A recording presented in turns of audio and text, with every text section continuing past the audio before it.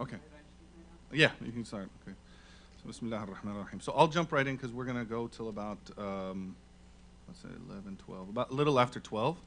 And then before Dhuhr, we'll start the second section. So I'm going to be rushing through it. Who got a chance to listen to the audio?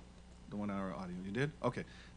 Well, if you read through the material, it's basically the same thing.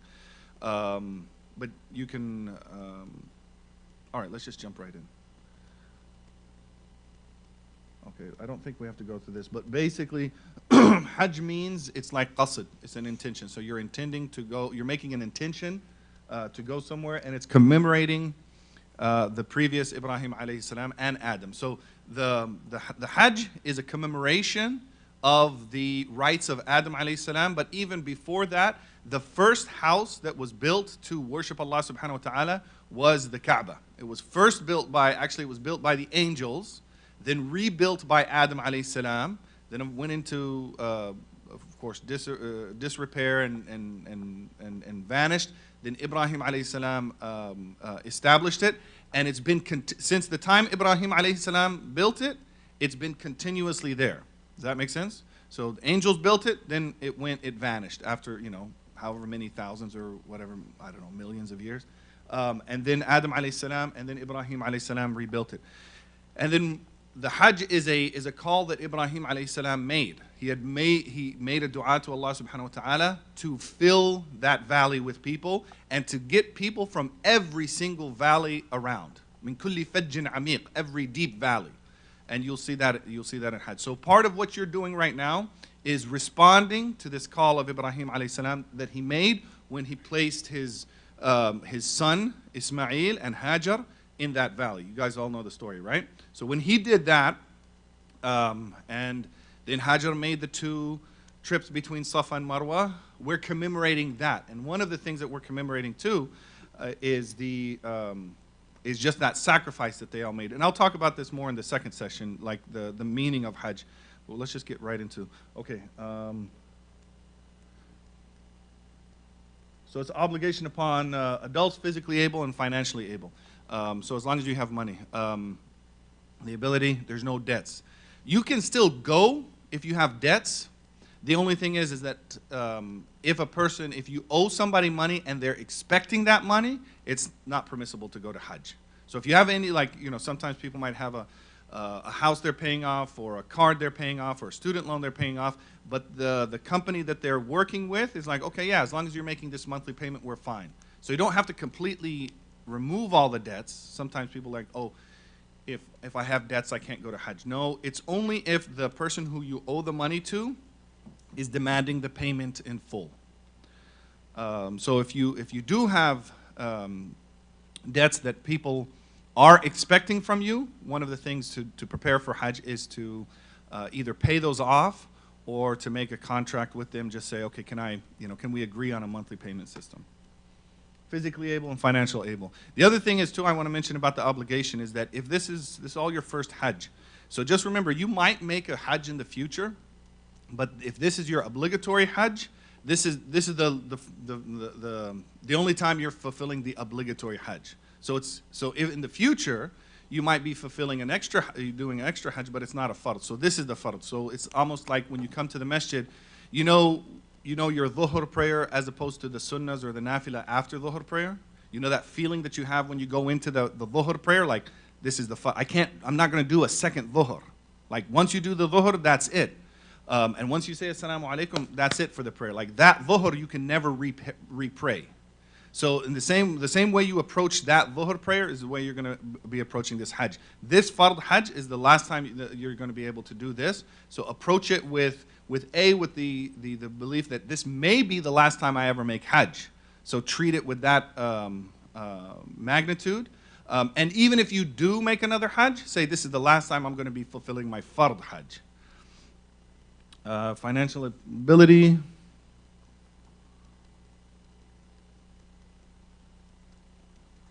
This is just a few things. One of the things when they talk about financial ability, some like early on, the traditional opinion and the most relied upon opinion is that when they talk about financial ability, it's only getting to Hajj.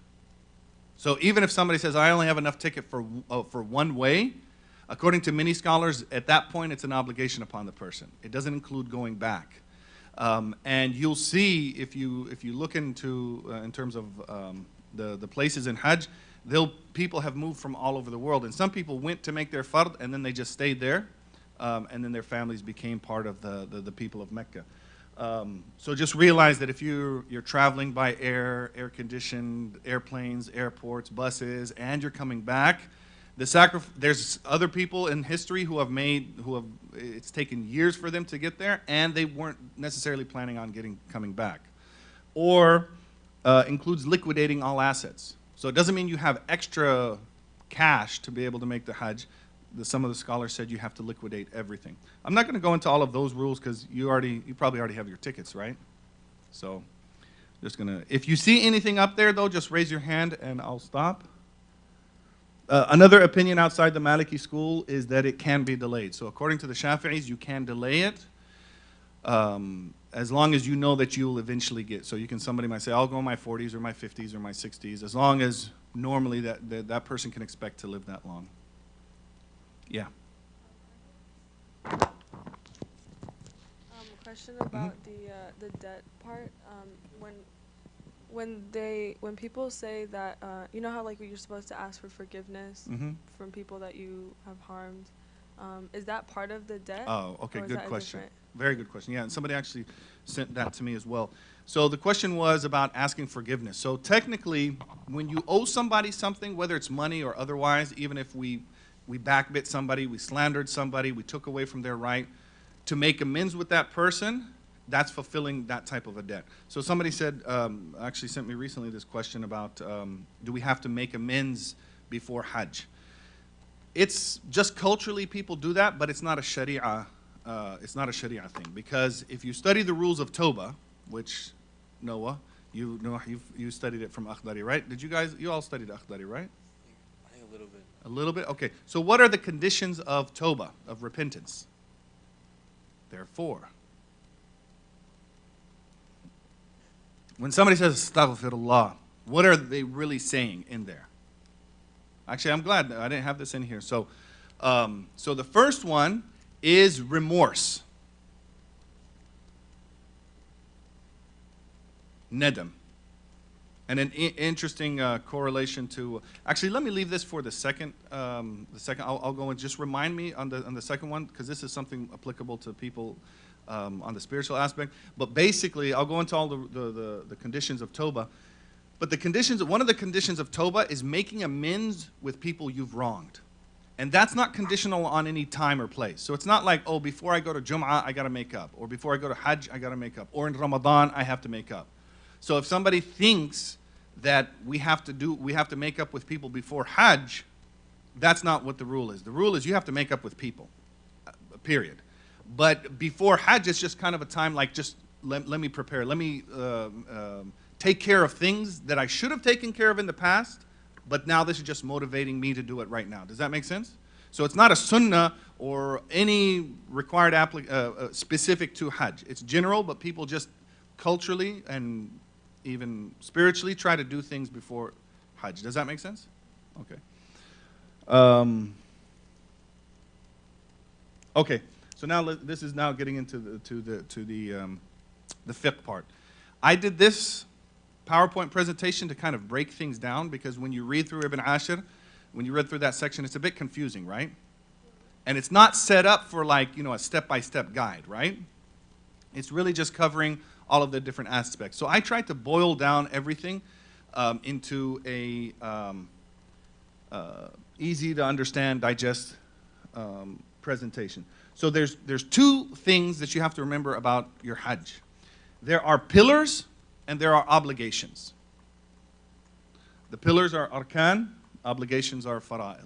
The pillars, the difference between them, and we're going to go on, there's only 4 of them, they cannot be made up. If you miss a pillar, that's it. Your Hajj is not, you can't make up your Hajj. If you miss an obligation, you can make a sacrifice or feed people. We'll get into that. There's penalties for missing those obligations. If you did it intentionally without an excuse, it was haram, but you can still make it up. And if you had an excuse or you just did it by accident, there's no sin, but you still have to pay the penalty. Does that make sense? So those are the two things. There are 4 pillars, and then there's a whole list of obligations. So just keep that in your mind. And then after that, then there's the sunan and the mandubat, the extra things. So if somebody says, oh, in Hajj we should do this or we should do that, in your mind you should say, okay, is this a pillar, an obligation, or a sunnah? And in the Maliki school, the sunnahs or the mandubs are basically, you hear people say this. Does anybody know the difference in the Maliki school between sunnah and mandub? Okay, the sunnah is something the Prophet, according to Imam Malik, the sunnah is something the Prophet ﷺ did on a regular basis, never left it, but there was no proof that it was an obligation. So an example is the witr prayer. The Prophet ﷺ never left the witr prayer, but there's no indication, according to Imam Malik, that it's an obligation. According to Abu Hanifa, he does consider the witr prayer an obligation because he's looking, he's like, the Prophet ﷺ never left the witr prayer. It has to be an obligation. He wouldn't have left it if it was, he wouldn't have left it because it was an obligation. Imam Malik says no, there's no specific proof that this is an obligation, but because he's never left it, that's what we consider a sunnah. If there were things that he left once in a while, then he calls that a mandub, mustahab, nafila. So for example, in wudu, washing, the second washing on the limbs, the second and the third washing, it's considered a mandub because sometimes the Prophet ﷺ washed one time, sometimes he did it twice, and sometimes he did it 3 times. So that second and third time is considered a mandub. The sunnahs are very few. So to get that, so in the Maliki school, when you hear the term sunnah, it's a very specific thing. So when people say sunnahs before and after the prayers, the Malikis technically would say no, those are the nafila before and after prayer, because sometimes the Prophet would leave those. Does that make sense? And the same thing we'll have in Hajj. There's sunnahs or mandubs. Okay, so what are the pillars? Here they are. 4 pillars. The ihram, and I'm going to go into each one. The sa'i, the Arafah, and the final tawaf, which is called Tawaf al-Ifada. So, just give you a minute to write those down.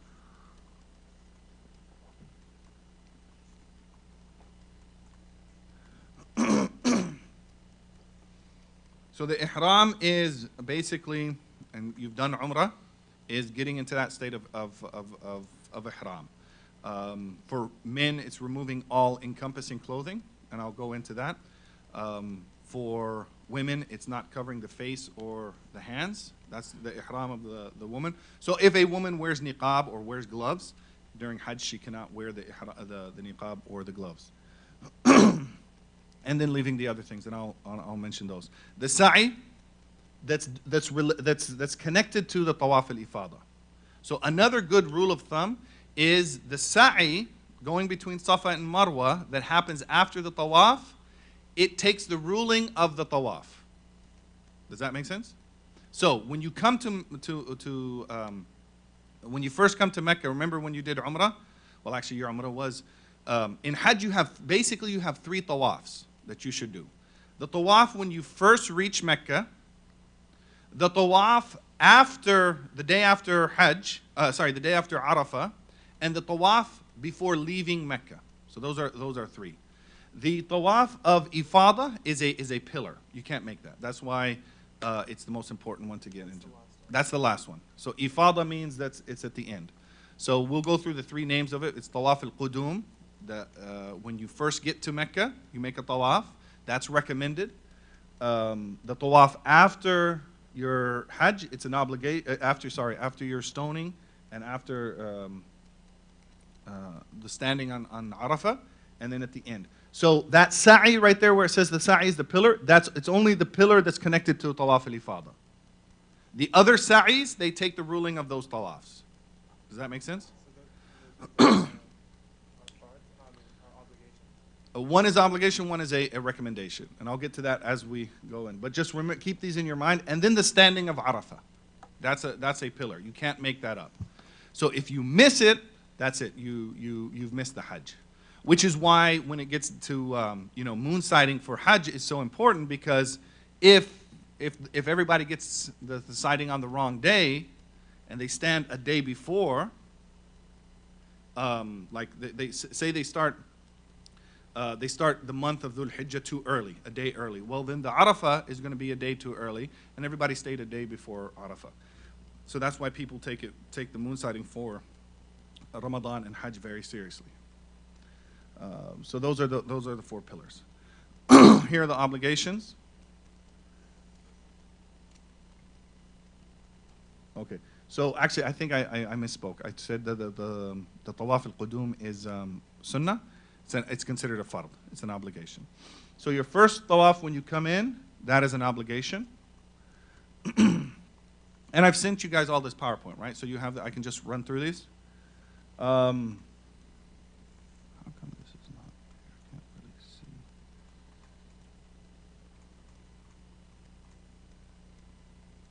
Oh, wait a minute. What did I just do?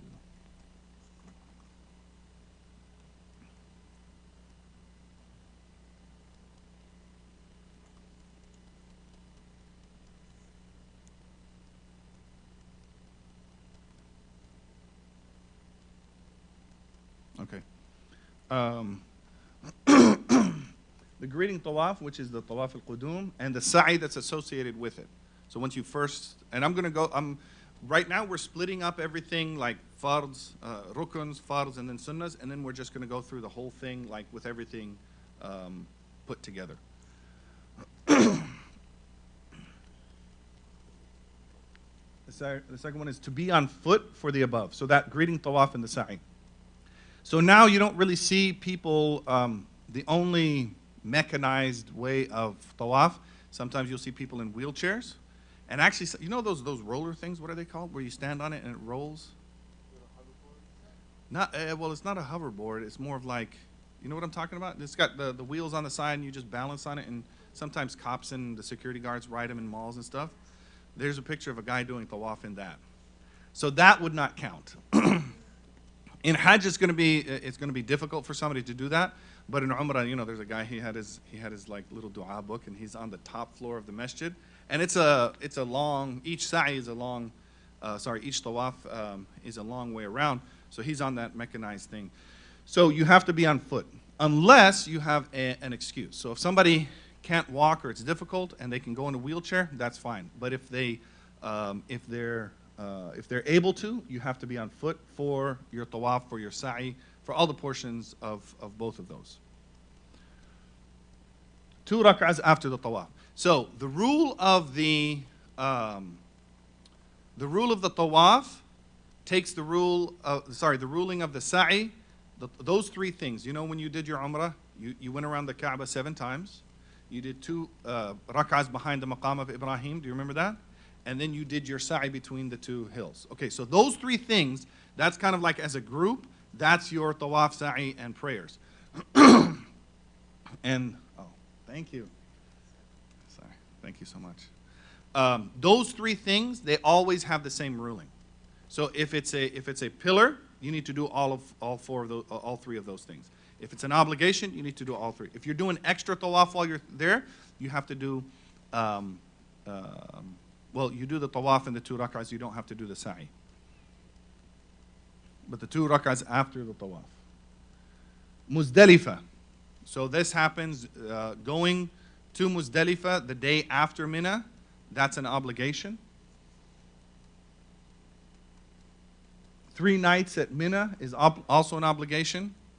So you guys are planning on staying the whole way, right?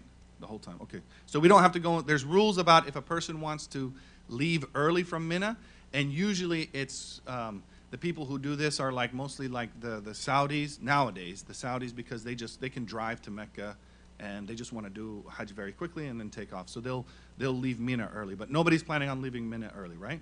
Okay.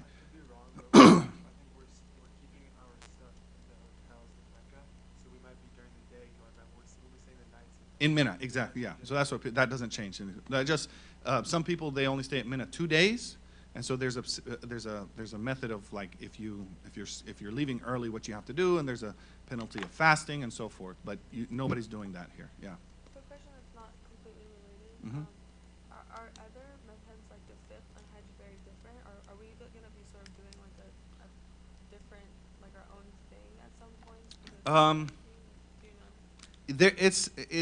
there are certain things that are different, and I'm going to point those out. Um, like, well, I'm going to go. I think I have slides for each one of these, but I'm going to point out some of the things that are different.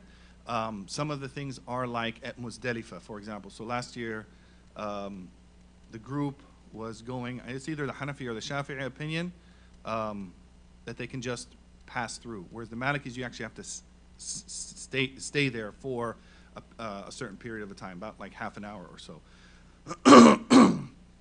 The problem is sometimes, whether it's the buses or when you're traveling with a group, they're like, look, the bus is here and we got to go over there and so forth. And we don't have time for you Malikis to be hanging out at Muzdalifah. We just have to drive through it. And so at that point, you can take another madhab's opinion if you'd like to, if it's going to cause difficulty. So that's a good ruling to understand as well, that you generally try to follow the madhab that you know or that you've studied. So if you choose to, like on this group, study the Hanafi rules and go through, which doesn't look like that's what's happening. You're studying the Maliki rules. So you're studying the Maliki rules, but then you can take an opinion from another rule if you'd like. Or you can make taqlid. You can go through the Maliki rulings just to understand it, but if you want to follow the Hajj leader, then you can. But just be aware. Don't follow along.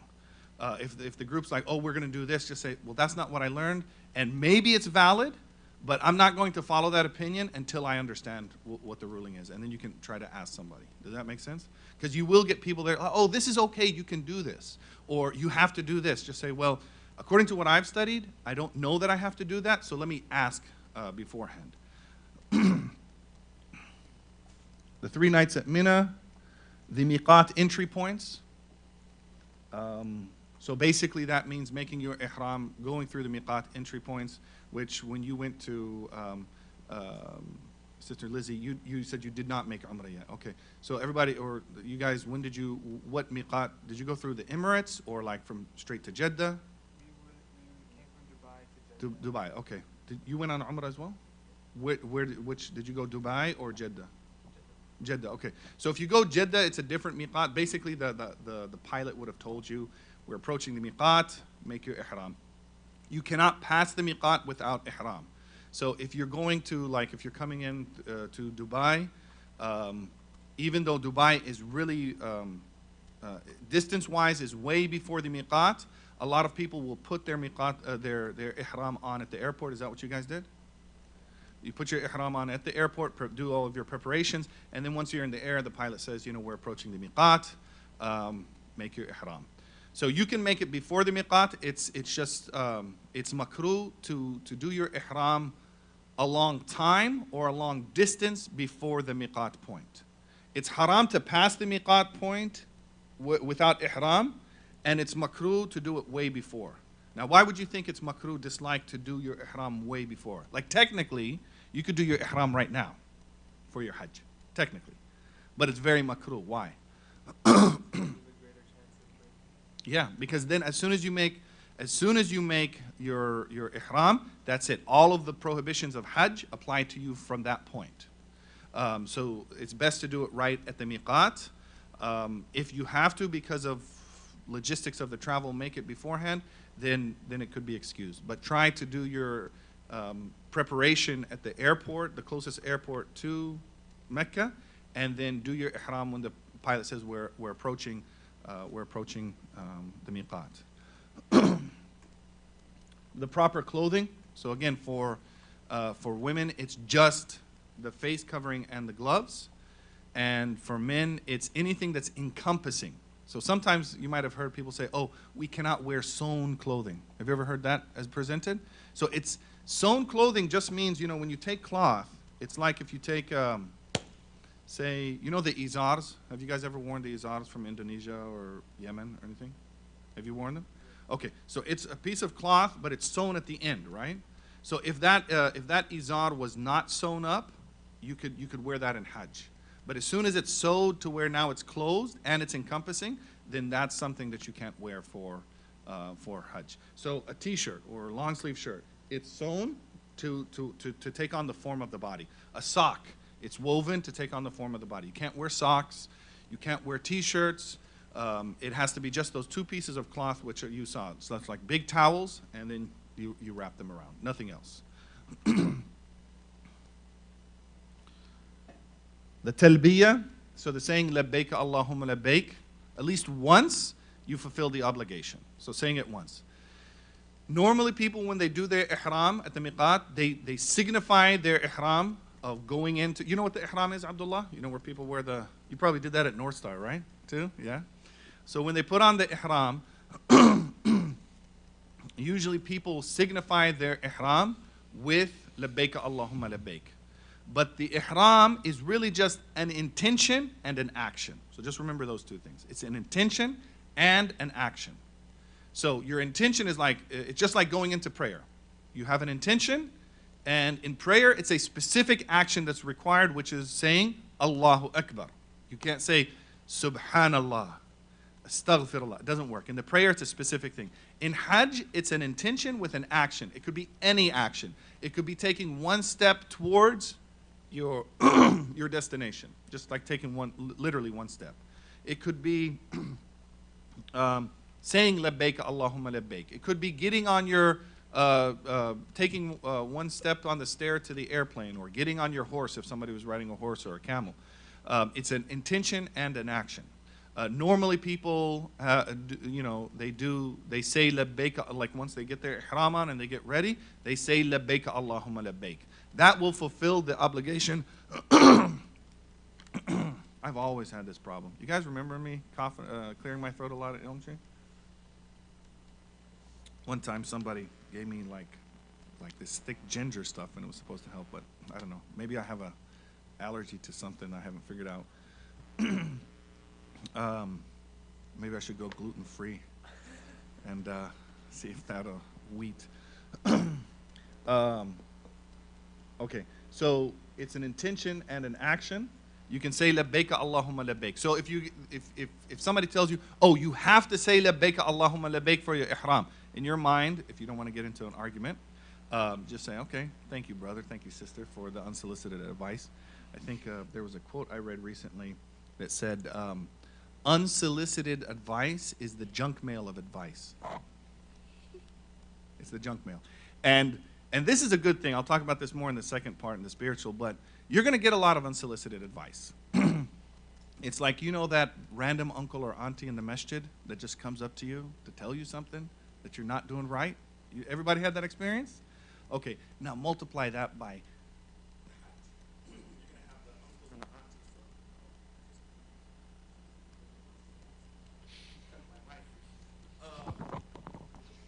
hello? Yes. Okay. It's like, don't talk about us. All right. A friend of mine and a student of mine, he went to Hajj last year, and he has a lot of tattoos from before he was Muslim. So I said, look, prepare for your Hajj. You need to prepare yourself that you're going to get a lot of people coming up to you and saying, haram, don't you know this is haram? You know, the unsolicited advice of the uncles and aunties coming from every deep valley of the world, you know, to correct the Islam of those who come to Hajj.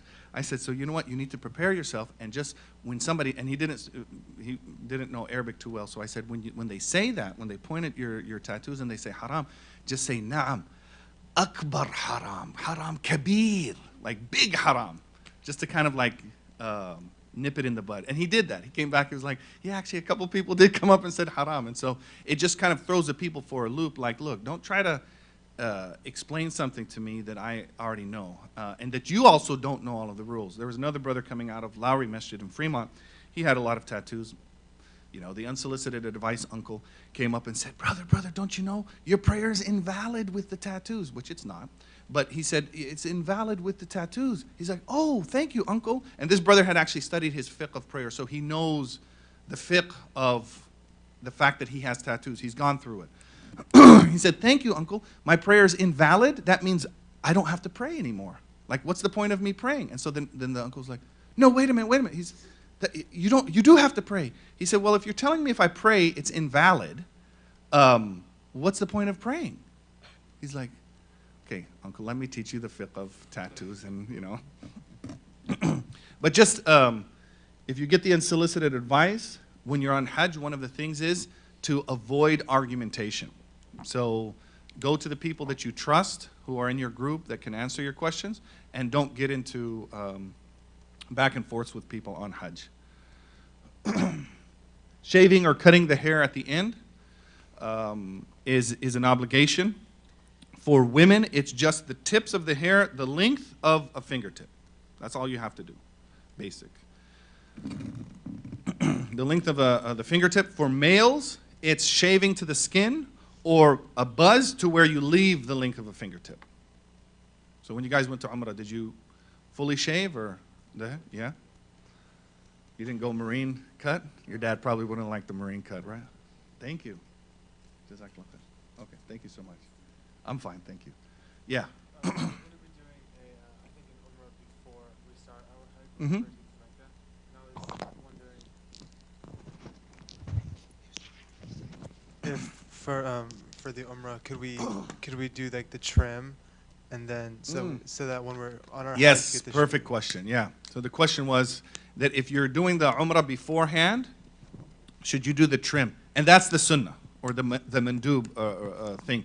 If you're going to do a Umrah that close to Hajj, you should leave something that you can shave during Hajj. So yes, so if you're doing a Umrah at the first hand, just go with the buzz cut but leave enough, and then you shave your head bald at the Hajj. Have you ever shaved your head bald, Abdullah? No? One day when you go to Hajj. Yeah. The Hajj is, the full shave is for men, this is a separate note, but when you have long hair, that's the hardest. And the Arabs at the time of the Sahaba, they loved their long hair. They actually really loved having long hair. That's why they asked, do we have to shave it bald? Because it was really hard for them. Like if your hair is short, it's not that hard to go bald, right? But when you have long hair, it feels like you really feel it. Even the people shaving the hair, they're like, wow, you're going to, cut. Because in the Shafi'i school, even for males, you can just trim a little bit. But I'm like, I'm Maliki, man, it's got to go. There was actually one battle in Jahiliyyah amongst the Arabs. And they didn't wear uniforms, the two tribes, right? They didn't have uniforms. So one tribe said, okay, this is how we're going to distinguish ourselves in the midst of battles. We're all going to shave our heads, and they're going to keep their long hair. So one of the people was like, but I love my long hair too much. Can I just, keep it? And so his tribesmen said, sure, fine, that's okay. He ended up getting killed by friendly fire during the battle. And then throwing stones at Mina, we're going to get to that. Okay, so now the first one is the Tawaf. So I'm going to go through the Tawaf. Now we're going to go through now it's going to go by like a step by step. Yes.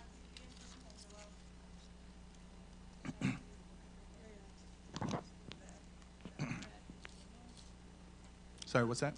The Umrah before we do Hajj, the Umrah is also going to have that Tawaf, right? Yes. We first enter Mecca, we make an Umrah, and then we get out of Ihram, and then in a day or so, we're going to get back into Ihram. Yes. Right. And then there's 3 Tawaf after that. Is that correct? No, that's one of the 3. Okay. So that Tawaf al-Qudum, when you first arrive, that's your first. I see what you're saying. Yes. So there's 3 in. There's the Tawaf when you first arrive, which you're making it as a Umrah as well. Okay. Then there's going to be the Tawaf after the day of Arafah. Okay. And then one Tawaf right when you leave. So this first one will the Tawaf will be your greeting of the masjid plus your Umrah. Okay. Yeah. Okay. And does that answer your question? That's part of the Umrah. Okay. Yes. So when we first make our Ihram for Hajj, we won't be doing a Tawaf right at the beginning before Arafah. We'll just be going to Mina, correct? Correct. Yes. Yeah. You'll be. Now you'll go out, and then you redo the Tawaf. You'll redo it because you're going to have to step out of the. You're going to go to the. You're going to be from the people of Mecca, so you're going to go. You don't have to go to the miqat that's way out. It's called. It's just outside the city limits of Mecca, which now it's practically in the city of Mecca. There's still buildings and so forth. You just go out there. they'll have the signs. As a bus, they're probably just going to, you'll drive out there and then you'll come back in to do your ihram for Hajj, and then you will do a tawaf with that one. The initial tawaf. Yeah. Okay. And does that first tawaf, does that have a sa'i with it? Yes, it does. Okay. Yeah. But does the tawaf after Arafah doesn't have sa'i, or one It of them does. doesn't? Yes. The It tawaf. does. Yeah. Okay. So the only tawafs the 3 tawafs that are obligations, they all have sa'i. Oh, sorry. The 3 tawafs that are the 2 obligatory tawafs and the farewell tawaf, they all have sa'i. Once you're done that, one of the things that the person can do is they can do tawaf and 2 rak'ahs. It's like nafila. So the nafila at the Kaaba is tawaf and 2 rak'ahs. Tawaf and 2 rak'ahs. Tawaf and 2 rak'ahs. Does that make sense? Yeah. In fact, when you enter a masjid, any masjid, what's the first thing you do? Tahiyyatul masjid. You do the greeting you do the greeting prayer. And the scholars point out, they said it's important for us to realize when we say tahiyyatul masjid, what is the translation of that? Tahiyya. It's actually greeting, so it would be tahiyyatul masjid, the idafa. What does that become? Greeting the masjid. But are we greeting the masjid? Who are we greeting? The Lord of the masjid. Like when you go to somebody's house, you don't just walk in and walk past the house owner, right? And they actually, the fuqaha mentioned this. They say, and you don't say hi to the house. You don't greet the actual house. The adab with entering any house is that you greet the owner of the house. So when we do tahiyyatul masjid, we're actually greeting Allah subhanahu wa ta'ala, not the masjid. Does that make sense? And so in the same way, when you do tahiyyatul masjid in Mecca, anytime, like if you're at your hotel and you come down to the Kaaba during that time, you don't do 2 rak'ahs. The tahiyyah of the masjid of Mecca is tawaf. 7 circuits, 2 rak'ahs behind the maqam. There was actually a scholar who came from Mauritania, and because in West Africa they're so far from Mecca, very few people made Hajj. That's why the people who did, like Murabat al-Hajj, he walked towards Mecca. His whole trip took 3 years to walk across the Saharan desert and then come back. But so they don't really even study the rules of Hajj. Now recently everybody does, but the average student did not study they would just skip over. They're like, well, nobody's going to Hajj. You don't have to study the rules of Hajj. So they would skip over. There's even some books that are written and they would just leave out the chapter. They're like, we're never going to get there. So it's not studied that often, and even the people who do study, it's just like one trip. It's literally the trip of a lifetime, and then they come back. So it's not really practiced too often. It's like now when you do wudu or prayer. Have you ever done wudu, and at the end of wudu, you're like, did I just do wudu? Like you went through all of the motions, and you weren't even thinking about it, right? Or the prayer. I mean, we should have presence in prayer, but have you ever been through the whole prayer, and you're like, am I already at the salam? Right? We've all had that experience. It's because we get so used to it, it's second nature. And there's actually even like things happening in our brain that actually we get sort of wired to where it becomes, it's like driving. You know the route that you take home every day? You know how you can drive that and be thinking about something completely different? Your body gets used to those regular routes. But when you're on a new route, you know how you're like on high alert? So right now with your ibadah with Hajj, you're on high alert because you're like, I've never done this before.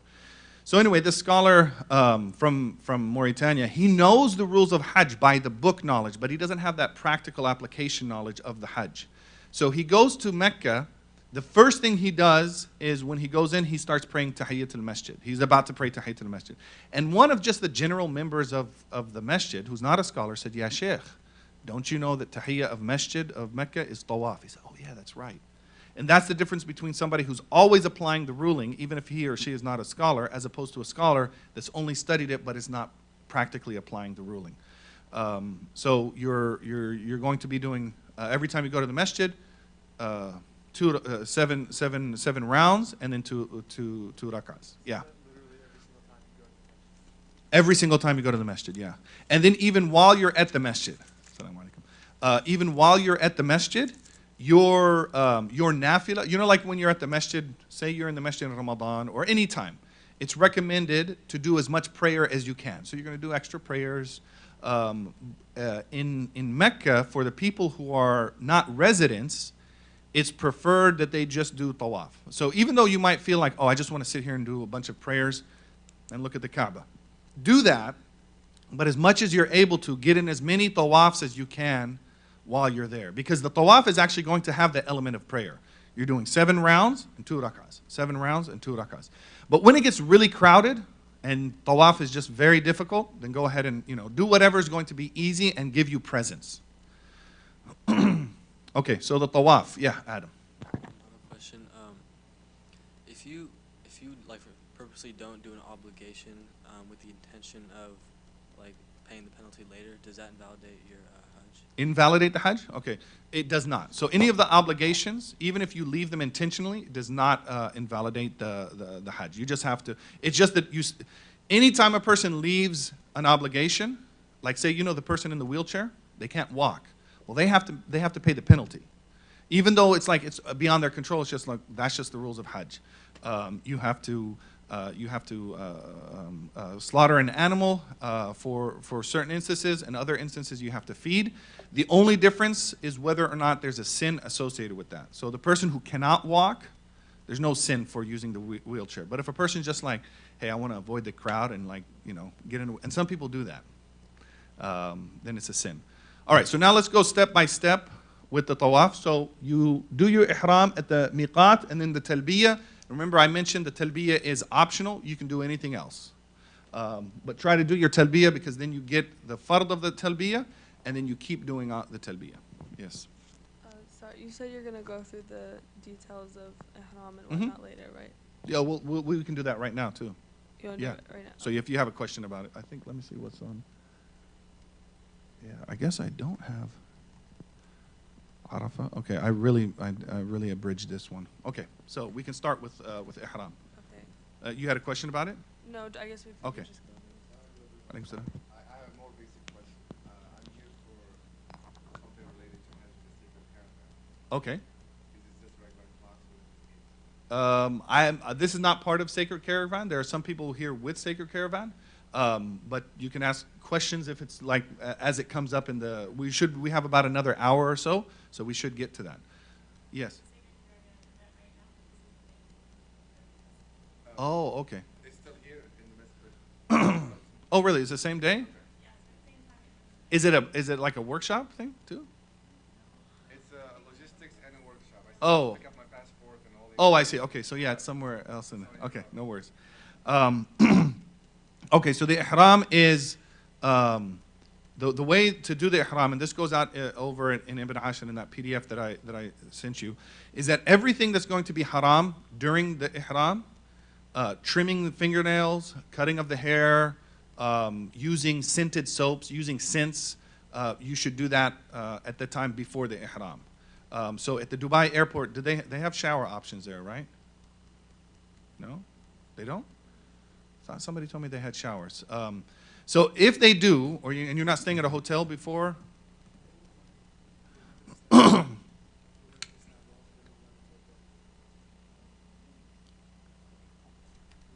oh, is it going to Medina first? Oh, beautiful. Okay. Well, that's actually the preferred Umrah of the Maliki school. According to Imam Malik, who was born, raised, lived, and died in Medina, only left Medina for Hajj, never walked, always walked barefoot in Medina, never rode an animal in Medina. He said that the preferred method for the people is to go to Medina first, and then make your Hajj as a person of Medina, because then you're going to go. So that's where you guys are going first. Oh, Allahu Akbar. Okay, beautiful.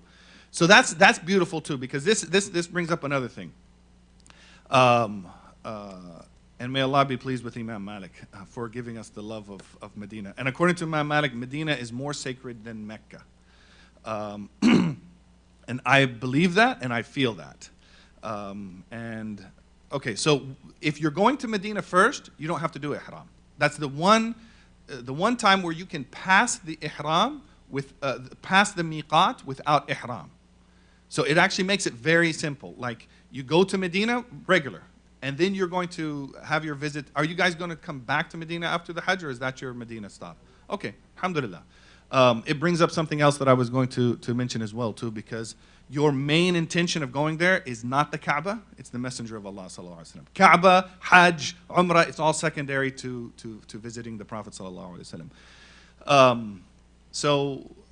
You can pass you're going to pass the miqat without ihram. You're going to go to Medina, do your ziyarah, do your visitation, and I'm going to talk about the visitation of Medina in the second portion because that's applicable to all schools. And then from Medina, you're going to that actually makes the Hajj a lot easier because then you're going from your hotel to the Hajj. So now, are you going with Sacred Caravan as well? Oh, you're not going this year. Okay, all right. So at least now and you're with Sacred Caravan as well. Okay, so you're going to go. You're going to fly regular into Medina. You don't have to worry about ihram on the airport. No talbiyah, nothing. You can pass the miqat. There's no penalty for any of that. You go to Medina after your ziyarah. Then you can do your preparations there at the hotel. The ghusl, the removal of all clothing for men except for the izar. You can use shampoo is scented. So you'll find people from other madhabs that'll say, oh, shampoo's okay, or scented soaps are okay. Say no. If you try to maybe take some unscented soap with you that you can use while you're in the state of ihram, unscented shampoo or so forth if you need to. And in fact, I mean, if your Hajj is not too long, avoid having to shampoo because, like when you rush it, you know how hairs fall out? So if you do that, for every hair if a hair falls out on its own, you're not accountable for it. But for every hair that you, say somebody's just scratching their head and a couple of hair, or they brush their hair and some hair, for every hair, it's one handful of food, the penalty. So be very careful about brushing your hair, shampooing your hair while you're in a state of ihram. You do all of those things beforehand to prepare, trim the nails, trim hair, the elements of the fitrah. Same way we prepare for Jum'ah prayer.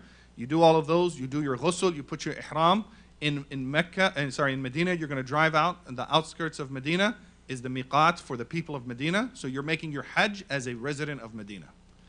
And then that's where you're going to do you can already have your ihram on. They have showers at those stations, at the miqat station, but most probably they're just going to, it's easier and probably cleaner if you just do all the preparation at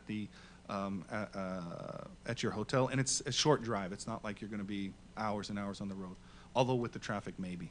How would you go about if you ask them to shampoo or just had some hair fall out? How would you go about giving the food to? They have a service there that you'll see in the days of Mina. They have a service for people who owe food because it's either one handful of food, 2 handfuls of food, or a sheep or a goat that you're going to slaughter. And so you just keep a track of that. That's the other thing that you have to keep a track of.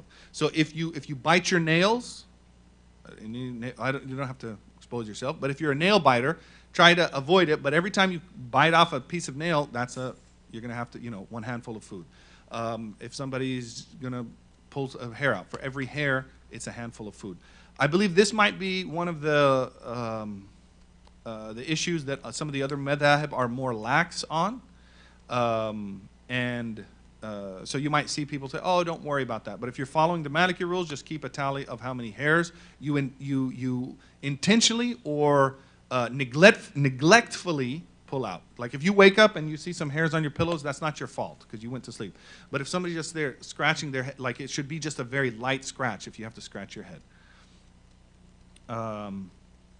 The other thing you'll see too for the ihram, here, use some, okay, so say this is ihram, right?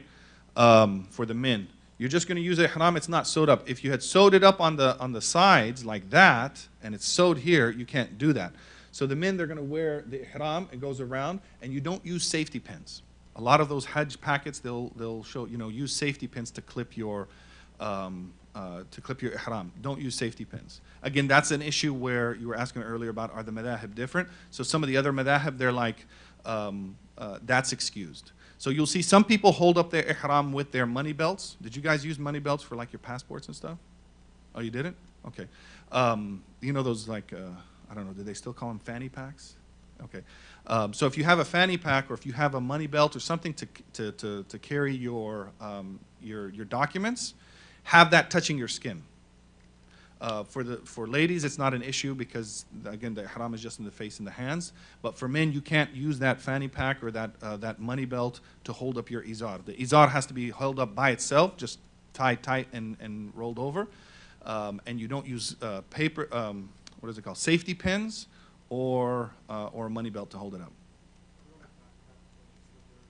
Oh, good question. So the backpack, that's something like you should avoid because again, this is another thing where the other madahib are a little bit more lax on, but you should avoid, you could just carry the backpack in your hand because as soon as you put those straps over your shoulders, now you're wearing something encompassing. So on a few of these things, in fact, last year I did a comparison between the various madahib. On some of these things, the Maliki school on the ihram is stricter.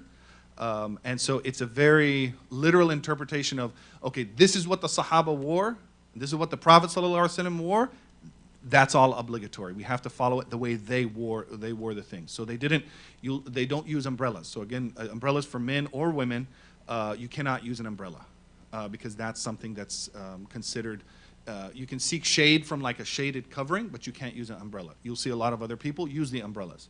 If you're affected by the sun and you're like, this is just too difficult for me, and you want to take the opinion of another madhab to do that, you can do that, or you can just say, I'm using it for just, it's just too difficult for me, and I'll pay the penalty as a Maliki. Does that make sense?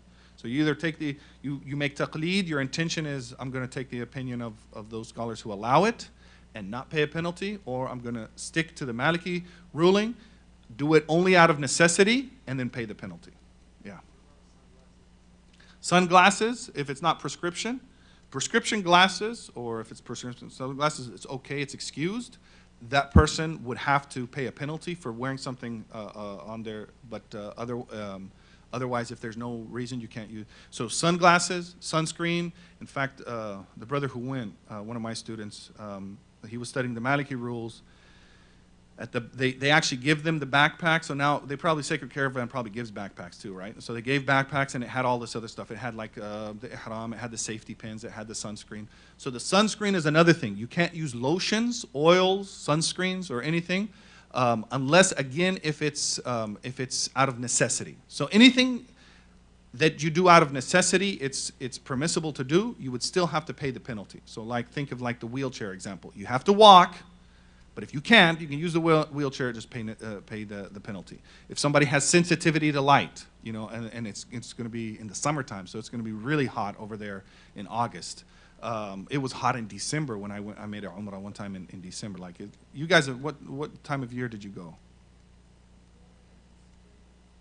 But it was still hot, right?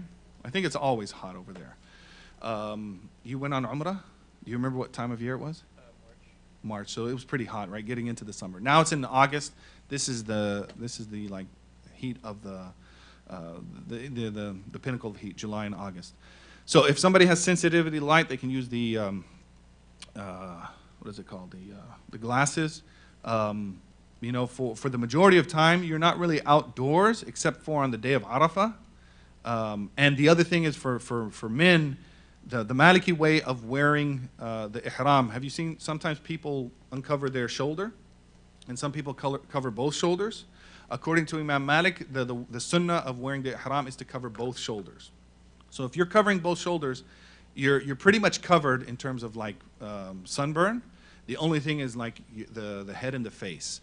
And my advice to this person, I said, who was going, I said, you know, even though opinions outside of the school might exist, try to avoid them as much as possible because the whole point of Hajj is there's a type of sacrifice and there's a type of hardship that you're going to experience. It's only for a couple of days. And just, you know, what is the word, like man through it, or what is it? Soldier through it? I know you man up, soldier through it.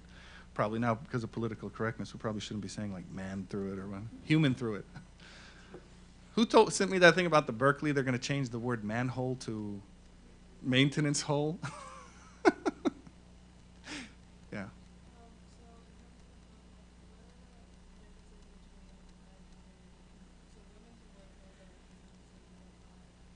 Yeah, just on the clothing, yeah. But on the other things, rings, so you have to take off rings. That's another thing you'll see. I believe the Shafi'is are a little bit more lax on it. So rings, watches, You have to remove all of that stuff. Earrings. Then the same applies for ladies in terms of ladies and men in terms of lotions. So lotions, even if somebody gives you unscented lotion, it's still, according to the Maliki school, you can't use lotions at all. Sunscreen lotions, Vaseline, any type of oils or lotions, oil for the hair, hair products, whatever it might be, you have to leave all of those things. So the oils and the lotions, that's one thing, and then there's the element of the scented. So perfumes, scented soap. I remember when I made my first Umrah, we stopped at a place to eat, and afterwards we washed our hands and we forgot, and we were using soap, and so we ended up paying a penalty for that. So it was not intentional. We weren't like, we don't have to use soap, but I mean, we can't use scented soap, but we're going to do it anyway. So you have to leave all of those things. Same thing, they can't have the umbrella. Yeah. But again, you'll see a lot of people use the umbrella. Are they giving you guys umbrellas?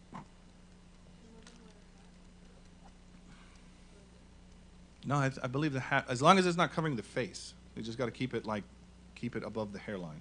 Yeah, or right where the hijab starts. Oh yeah, for the ladies, that's true. Good point. Yeah. So for the ladies, that's it. For men, it's just because it's encompassing. And yeah, you're right. Thank you for pointing that out, that it would be the sunglasses.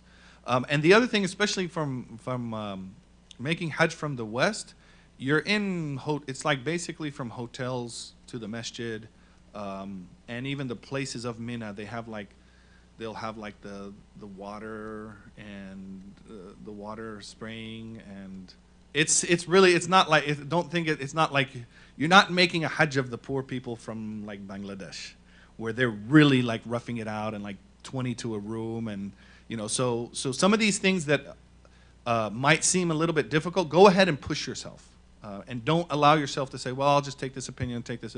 The whole thing about Hajj is it's about sacrifice and hardship, as long as you're not harming yourself, because there's a difference between hardship and harming. It's just like in fasting, right? Fasting is hard, but it's only once it becomes harmful that then you break your fast. So you begin the tawaf, but let's go into like any more of the ihram points. Any more questions of the ihram? Yeah?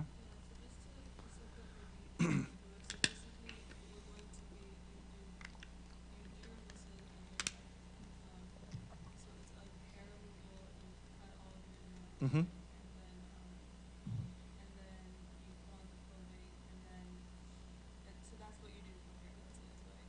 That's it, yeah. At the miqat, yeah. Mm-hmm.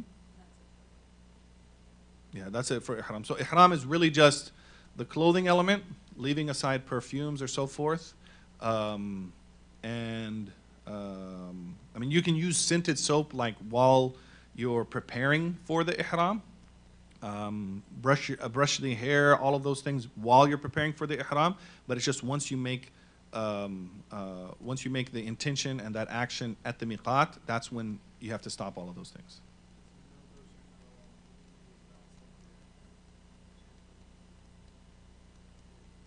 Oh, sorry. Okay. Let me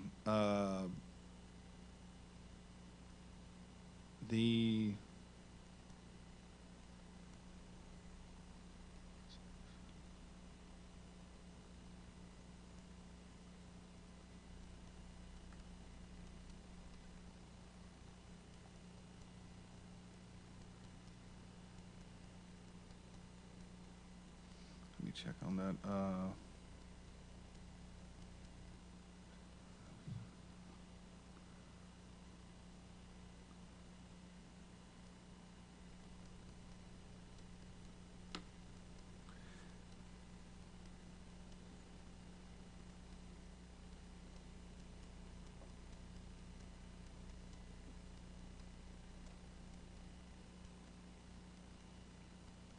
Yeah, make a note of that. Noah, let me check about the shampoo, because I know you can use the non-scented soap to wash your hands.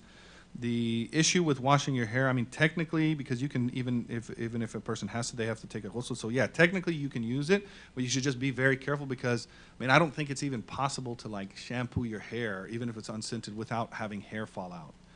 So even they said for like, if a person has to take a ghusl while in ihram, they have to be like extra careful as they get the water to reach the roots of the hair, like being super, super, super careful so that hair doesn't fall out. So theoretically, yes, you can use unscented shampoos, but it's going to be difficult to find an unscented shampoo. I think unscented soap is easier, but then can a person do the shampooing of the hair without having some hair fall out? Because if you know that it will, which most probably it will, right? Then it has to be avoided. Abdullah? You just count them and keep it out. Like as it comes out, you just count the separate strands, yeah. With men with shorter hair, I don't think your hair falls out. It's just usually longer, people with longer hair. Hair falls out easier when you're doing wudu or so forth. Adam? One handful, not two handfuls. So one handful is called a hafna. Yeah. So it comes out to be about 0.25 liters of food. So it's about like, this is half a liter. So this is when you hear the term mud, like the Prophet ﷺ would give a mud of food for such and such thing. Half a liter is one mud. This is what the Prophet ﷺ would make wudu with, half a liter of. So a quarter liter, that's one handful of his hand measurement. So that's how much food you would give out. So even though this is a measure of like liquid, 0.25 liters, the equivalent of food is what you would give out. Yes? Does the same apply to beard hair? Beard hair, same thing, yeah. So when you're doing wudu, you have to be very careful as you're washing your beard. As one falls out, for each one there's a penalty. Again, if you're taking a note and somebody's like, what are you doing? Oh, don't worry about that. Again, say, okay, this is a madhab difference. So you begin tawaf by greeting the black stone. So the first thing, once you come in, any more questions on ihram before we move along? Yes.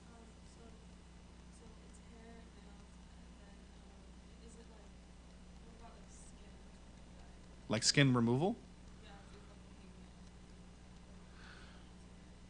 Yeah, you should not remove that unless it's harmful. Unless it's like, so a hangnail would be something that's harmful, because if it keeps going, it could like then cut and make the cut bigger. So you can remove that.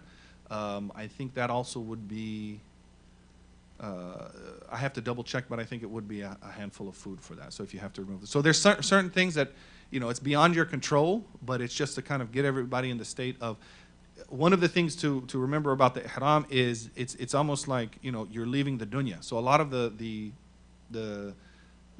ease of the dunya that we take for granted, washing, soap, scents, all of those things, we're leaving all that. It's almost like because you're doing this, you're wearing the same type of clothes, or at least for the men, that a person would wear when they're being buried So yeah, does that answer your question? Yeah. So you begin the tawaf by greeting the black stone. So once you enter into the masjid, you can begin your tawaf at any point of the Kaaba. At any point of the Kaaba, it's recommended that you start by greeting the black stone, and then that's your marker. Basically, wherever you come into the masjid, wherever you start, because you can start walking around the Kaaba, but it's when you have the intention, now this is where my tawaf begins. Keep an eye on what point that is, and that's your marker for your 7 points. The problem now with the Kaaba, the Haram being so crowded, it's very difficult to get to the black stone.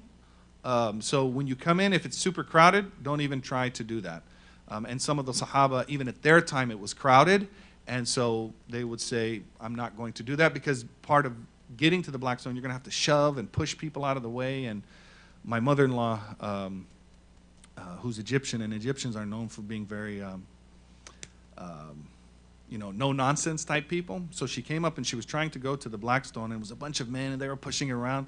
And so she said in Arabic, she said, and there were just women, they're just like, can we get there to the black stone? So she said, she told them in Arabic, she said, yeah, Gama, men, like, what about the ladies here? And she said, they just moved to the side after she gave them a scolding. And I said, it was like Moses parting the Red Sea, right? And then they went up but that's only at a time where it's like not Hajj season. So don't think that you're going to be able to get to the Hajj without a lot of pushing and shoving, and then it's men and women. So just like, and people are like, sometimes people get caught up on the ritual and they forget the why. So kissing the black stone is sunnah, but not hitting and pushing people is an obligation, right? And respecting other people's space. I remember there was, when I was trying to pray behind the maqam, or what was I doing? I mean, just people will, they'll walk right in front of you, they'll push you to the side. So you have to be, just be cognizant of crowd psychology and work around it. Yeah, you can just say, you can just look at it, and you don't raise the hand. So you'll see some people, they'll raise the hand, and that'll be there. But in the Maliki school, you don't raise the hand. You just say Allahu Akbar, and you go around. And there's a line in the floor of the masjid that like marks where the black stone is. So that's where you can just keep. And of course, you're going with your left shoulder around the Kaaba. Keep Kaaba to your left and go around 7 times. And you're going to greet the black stone in the Yamani corner every time. And then, so there's the black stone, and then the Rukn al-Yamani after it.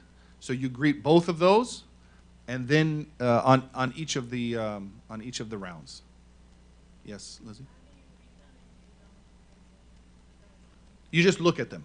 You turn your face to them. Yeah, Allahu Akbar, and say takbir, Allahu Akbar. So you'll see some people raising their hands, and I think that's. I mean, it's one of the other schools, but you can just turn and you say Allahu Akbar. Adam? I don't know if they consider it makruh. They just mentioned that it's not mandub. I can make a if you make a note of that and then maybe email it to me. I can look and see if specifically it's makruh. Let me check. The other side.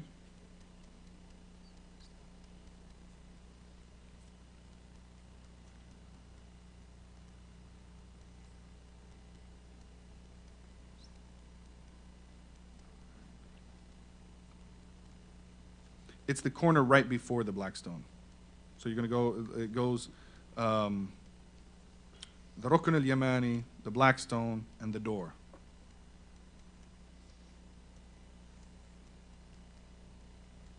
The other thing too about this, it doesn't really apply too much, but you notice how when you see the Kaaba, you'll see that there's almost like a little ledge that goes out. Do you remember that? Do you remember seeing that? And then there's also that half circle that's on the other side. So the Kaaba used to be a rectangle. Most people think it was a square. But the Kaaba, the way Ibrahim alayhi salam built it, he built it as a rectangle. Then there was a flood, and because Mecca sits at the bottom of the valley, even have you ever seen pictures when it like there's the flash floods and like the haram fills up with water and people like swimming around the Kaaba, like imagine doing your tawaf while you're just like swimming around the Kaaba. So it destroyed it and they rebuilt it. So you know the story of the Prophet ﷺ coming in and holding the 4 corners of the cloth. When they did that, that was a year that they had drought and famine. So they didn't have enough money to build it out to its original specifications. So they had to make it a square instead of a rectangle, or I should say cube instead of a, what is it? What is a 3D 4? Huh? Prism. Yeah. So they had to make it as a cube instead of a prism, and they also made it smaller. So but they've marked out the original sides. The reason why that's important is because if you go and you're pushed up against the Kaaba and your shoulder is like actually making contact with the wall and you do some of your tawaf, you have to step back and repeat that because you've actually done part of your tawaf inside the airspace of the Kaaba. And so that's why that marker at the foot, it goes, the wall is here and then it goes out like this, about a foot high. That marks the original width of the Kaaba. So you have to stay out of that, and you have to stay out of the Hijr Ismail. They usually don't let people cut across. Sometimes in the off season, they'll let people pray inside there. So technically, you're praying inside the Kaaba, even though it's not the current building. But you can't cut across and do your Kaaba. Right now, they mark it off, so you're not even going to be able to cut across. So you just make sure, and it's going to be so crowded, you're not going to be that close, but just if you ever are, make sure you're not pushed up against the Kaaba, because that's what will happen. People will push you, and you're trying to do your tawaf, and now you're up against the Kaaba. You have to step back and repeat that portion. And then a 2 rak'ah prayer after the 7 rounds. Yes. Haram to go against the crowd. Good question. It's not haram to go against the crowd, but it's very dangerous because just, whenever you have the crowd like moving along, and then you'll have some people like they'll lock arms. Some people move in groups, so you just have to be very careful. You three are traveling, right? Always, and your parents are not going? Okay, so just always Hannah stay like two behind and Noah in front or something. Just kind of like you form like a little circle around her. And you're going on your own? Yeah. Tariq's going. Okay, so he's going to be your, he's going to, because you kind of have to do that. The closer you get to the Kaaba, the more you just have to be, because there's one element of people just pushing and shoving, and so you want to be able to kind of create that barrier. And then, unfortunately, there are people who go to Kaaba with ill intentions, whether it's pickpocketing or touching other people. So you just have to be aware of that. People do that, and just hold yourself back from slugging the person, if they try something.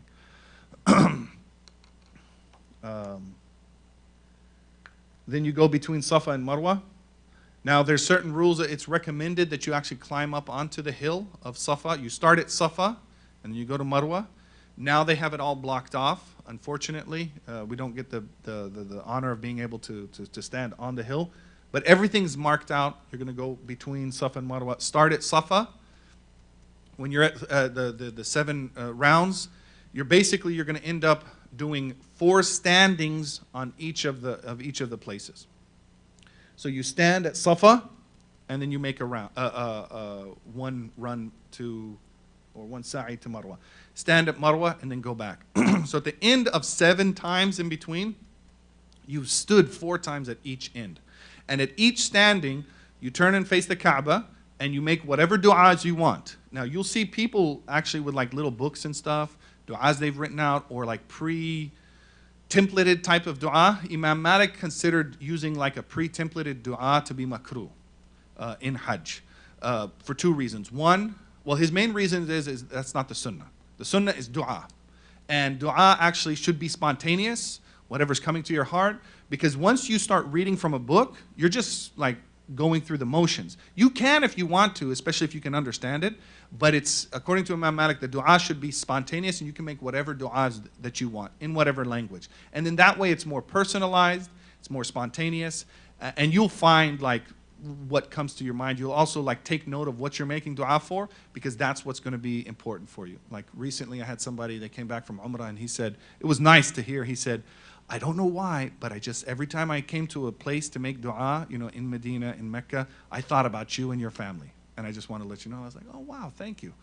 So those type of things will, I found that myself too. When I went on Umrah, I just found myself compelled. There was one person, and I just kept making du'a for him. And when I came back, I told him, I was like, you were in my du'a at a lot of places. I don't know why, but you were in my du'a. Adam? So it's makruh to bring like a book to do it while you're making tawaf and while you're actually on doing Hajj. But then can you like bring one just like remember like with you like what you. Oh, yeah. You can have the book with you. It's just like when you're on Arafah, and if you want to write out your own du'as, that's personal. But it's the pre-made books that is makruh according to the Maliki school. Now, if you want to take one of those pre-made books and flip through it, that's fine, because you're not just going through the motions. You're actually just okay. And then you go between Safa and Marwa at the last standing. Then you're done with that sa'i. Daniel? Is it makruh if like a family member or a friend gives you a list of du'as that they want you to make for them? That's not makruh. Like you can take a family, like usually a lot of people do that, but do that in the off times, like not when you're trying to do your tawaf.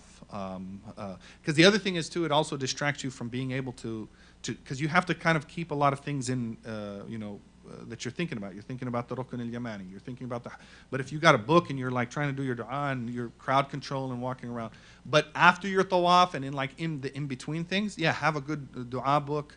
Have like your list of du'a that you're making for people, and that's fine. Does that answer your question? We'll take a break here in a few minutes. And then after that, after your tawaf al-qudum, you wait for Arafah. So I don't know how many days you guys are arriving to Mecca before Arafah. Do you know? probably just a couple days, right? So in that interim period, you're still in ihram. You're not out of ihram. It was like when you did umrah. Remember, after your sa'i, then you went and trimmed your hair or shaved your head, and you changed your clothes. That was it. That's it. Umrah is over. But for the ihram, you're not going to get out of those clothing because you're still in your ihram. Well, I take that back. You're making umrah first, right? Yeah. So you're going to make your umrah first, and you're paying attention, mashallah. Good. He knows the rules. It's like, mommy, you're going to do your umrah, and then you're going to do your hajj. You do the umrah first, and then you're going to get out of that umrah ihram, and then you're going to just be in Mecca for whatever, a few days, and then you're going to get back into ihram for your hajj ihram. So when you make your intention, there's a couple different ways of making the intention. You can either do hajj and umrah at the same time, which if that's the case, which probably that doesn't sound like that's what the group is doing. You're going to do a umrah, get out of the umrah ihram, wait for a few days, and then get into the hajj ihram, right? Okay, and then that's called tamattu', and it's allowed. Yes. Did you have a? Oh, just okay. Okay, so now when you get to on the day of Arafah, on the 9th day of Dhul Hijjah, you're going to go to Arafah in the morning. You're going to join Dhuhr and Asr. And they'll explain this. This is something everybody does, including the Hanafis who don't join prayers even in travel. Did you guys ever travel with Hanafis who didn't join prayers? Yeah, it's kind of difficult as a Maliki, right? Like, come on, man, just join the prayers. But even the Hanafis on the day of Arafah will join Dhuhr and Asr. That's the only time they join the prayers. And you're bringing Asr forward. So there's going to be a khutbah. There's going to be a Dhuhr and Asr. You pray Dhuhr and Asr. And you do that because from Dhuhr until Maghrib, you're going to be on the mountain of Arafah or the plain of Arafah making your dua. So then you don't have to worry about breaking for Asr prayer. Like now it's just dua for that whole time. And it's summertime, so it's going to be a long time. And you do dua until Maghrib. Now, you know, in the for lack of a better term, the iconic pictures of Hajj, you know, there's like that rocky mountain and people are like, that's only one portion of the Hajj. Most people now, especially probably the ones coming from the US and Europe, you're going to have like turfed areas, shaded things, misty, you know, and lawn chairs and stuff. Like Isa sent me a picture of his. I was like, wow, this looks like a, you know, like something in Florida or something near a theme park. It's not like stones and, you know, they got the restrooms there. So what I would suggest is, because it's such a long day, like if you want to get to the actual mountain part of Arafah, take a walk. It might take you about half an hour or 45 minutes. That's what he told me last time. So a lot of people, they just wanted to stay next to the place. But if you want to get that feeling of actually being on, you're going to be on the plain of Arafah. So you can sit there on your lawn chair with the mist and the turf and, you know, everything, and just sit there making your dua, whatever. But if you want to make that trek out, which I would suggest would be a nice, like, but it's a long walk. It's like 45 minutes there, 45 minutes back. Make sure you have good shoes, because you're not going to be able to wear socks. Ladies, you can wear socks and shoes, so you're fine. And same thing, Lizzie, you're going to have, you know, your ability to wear whatever comfortable shoes it is. But for the men, make sure you're wearing. You're going or not, you're not going. Okay. When you go, make sure you have comfortable slippers or sandals, because you could very well get blisters on that long walk, walking with sandals. Because we're not used to walking with slippers or sandals, and our feet aren't calloused. So, yeah. You can go back and forth, yeah. But go as a group, and you're going to get, are they giving you the phone chips, like on your trip over there? Like the SIM cards? Okay. Yeah, so just take your phone. If you guys have iPhones, get them unlocked from now, because it takes a few days. Are your iPhones unlocked? Do you have iPhones? Who are you using? iPhones, yeah. So your iPhones, the new ones, they come unlocked. So you'll get to the other country, you'll put in the SIM card, and it won't work. You have to unlock it from the company. They send you a code. It's a whole process. So start that right now, so that you can get over there, buy the SIM card from over there, and then you'll have a Saudi number, unless you're going to use your U.S. plan. Your phone plan goes international? Okay. Well, then check, though. So you're going to do, the reason I was saying that is because if you get separated during your trip around there, you're going to need those phones for, like, you know, GPS and calling each other and so forth. Okay, now the standing of Arafah, everybody thinks Arafah is the daytime, right? The fulfillment, remember one of the 4 pillars? What were the 4 pillars of Hajj? The 4 pillars of Hajj. Ihram, Sa'i, Arafah, and Tawaf. Al-Ifada, yes, the final Tawaf. Everybody thinks Arafah is like the standing during the daytime. It's actually the fulfillment is to be on Arafah a portion of the night. So you have to be standing on the plain of Arafah even for 1 instant once Maghrib comes in. Your group's probably going to tell you, everybody, I mean, it's common knowledge, don't leave Arafah until it's Maghrib. Don't leave early. You know, because you said your hotel's going to be in Mecca, but you're spending the days in Mina. Are you also going on the Sacred Caravan group? Or is this with Imam Tahir? Okay. So there, if you're, for whatever reason, you're like, oh, I need to get something for my hotel. Probably not, you know, but don't leave Arafah until you've gotten a portion of the night on Arafah. You make dua until Maghrib. You must be on Arafah for a moment of the night. And then the completion of the Hajj. So you spend a night in Muzdalifah and collect the stones. So the Muzdalifah is another, it's an obligation. The sunnah is to spend the whole night there. But because of the logistics of traveling, most people, they just get in their buses, they go, they stop there for a moment. In the Maliki school, you have to stay in Muzdalifah the amount of time that it would take to unload a camel. And that's about half an hour or so. So this is an area where if you're traveling with a group, the Hanafis, may Allah bless them, they may be like, come on, Malikis, you know, like, we got to go. We're like, we need to be here for about half an hour. But if you're really, like, tight for schedule and the whole group is going, then you can say, okay, we're going to take the Hanafi opinion on this.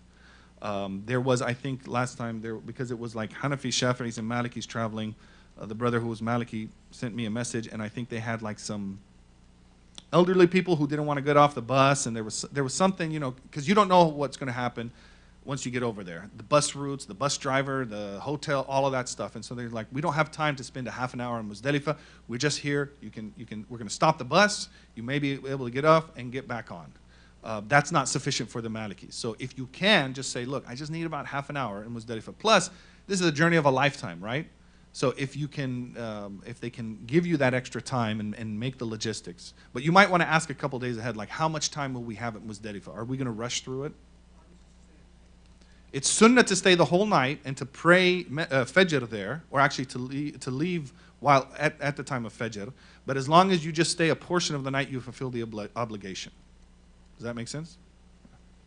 Then you collect your stones there. And the stones are just like bean-sized stones. It's not like big chunky rocks. Like some people, they get to those pillars and they're like, you know, they start cursing the shaitan and they're like, you ruined my life. And one person said he actually saw somebody jump over the barrier and go over and bite the pillar. Like, ah, you shaitan, you know. So it's symbolic. It's the small stones, and you're going to get enough to, and the group will let you know how to do that, but it's the small stones.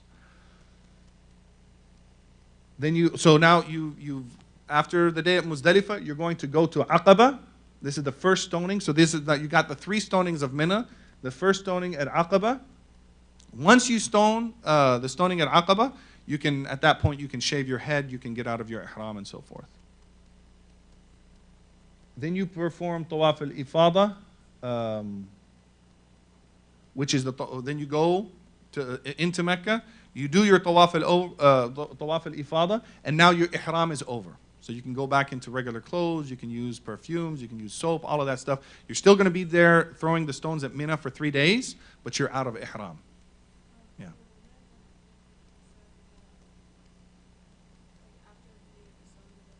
Then that's where you trim the fingernail length from the length of the hair.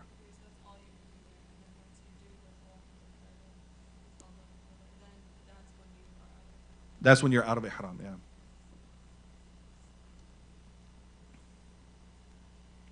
Stay 3 days in Mina to throw the stones at the 3 stations, and basically there's a specific time. to throw that, to throw the stones. And then the other times you're going to be in your tents, and it's just, focus on ibadah. You're going to see people, especially with phones, they're going to be, surfing the web, internet, talking, chit-chatting.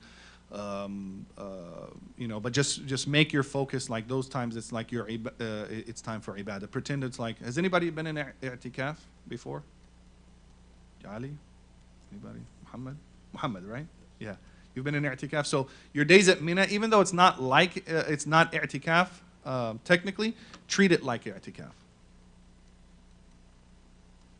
Ihram, there's no hunting, encompassing clothing. Oh, we already went through this. Cover their face and their hands, perfume, oils and creams, marriage, shade with mobile objects, and that's the end of the lesson. So, any questions? No? All right. So you have the section of Ibn Ashir. What I would suggest is, if you have it on your phone, download it as a PDF so you have it on your phone, because you might not have internet connection. And just kind of like when you're on the bus, because you're going to be out on the bus, just scroll through it. And scroll through the rules, download this PowerPoint. If you can't pull up the PowerPoint on your phones, you can convert it to a PDF or just like cut and paste it, the material. Or I can send it to you as a convert it to a PDF to make it easier. But then just download it to your phones, and then that's it. So any other questions? Yeah, so the no arguing, stuff like that, that's all part of the same. Oh, the other parts? Yeah, so like now the adab of the ihram, now we can go into that because that's now applicable to everybody. So let's see. I'm going to take, because we've been going for about an hour and a half, we'll just take a short, like 5-minute break, stand-up break, and then we'll come back. And then I will go, remember, we're going to do the conditions of Tawbah, because you had asked that question. And then we'll go into some of the general elements of Hajj. So you can, there's also breakfast items out there that MCC has provided if anybody hasn't had breakfast. They're going to be bringing lunch at 1 o'clock, but if you want to, I think there should be still some breakfast items. You're more than welcome to. Yeah, 7 minutes, 12:10. Yeah.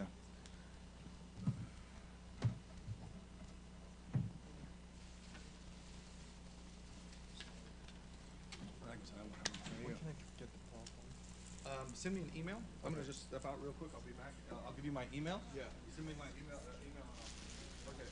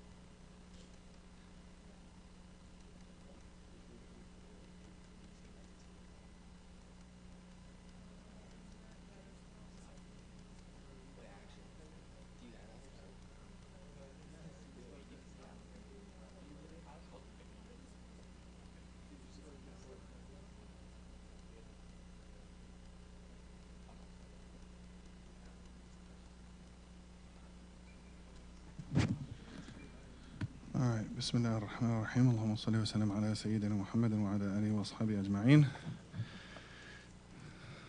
I don't really need the PowerPoint for this next section.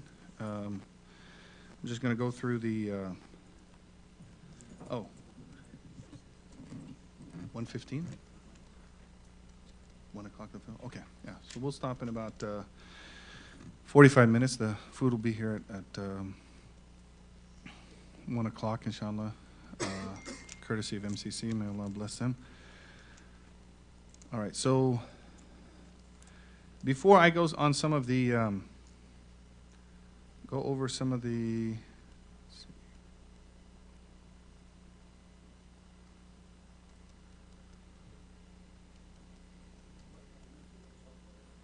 what's that? Oh, okay, yeah, I don't need the screen right now.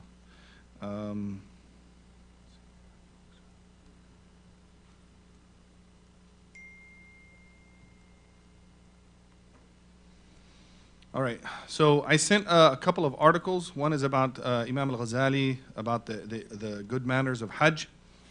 But before I start with this, I just wanted to talk a little bit about the concept of when we say spirituality of Hajj, or the spiritual aspect of anything. A lot of people have a misconception, and I'm not talking about just Muslims, outside of Islam, just human beings.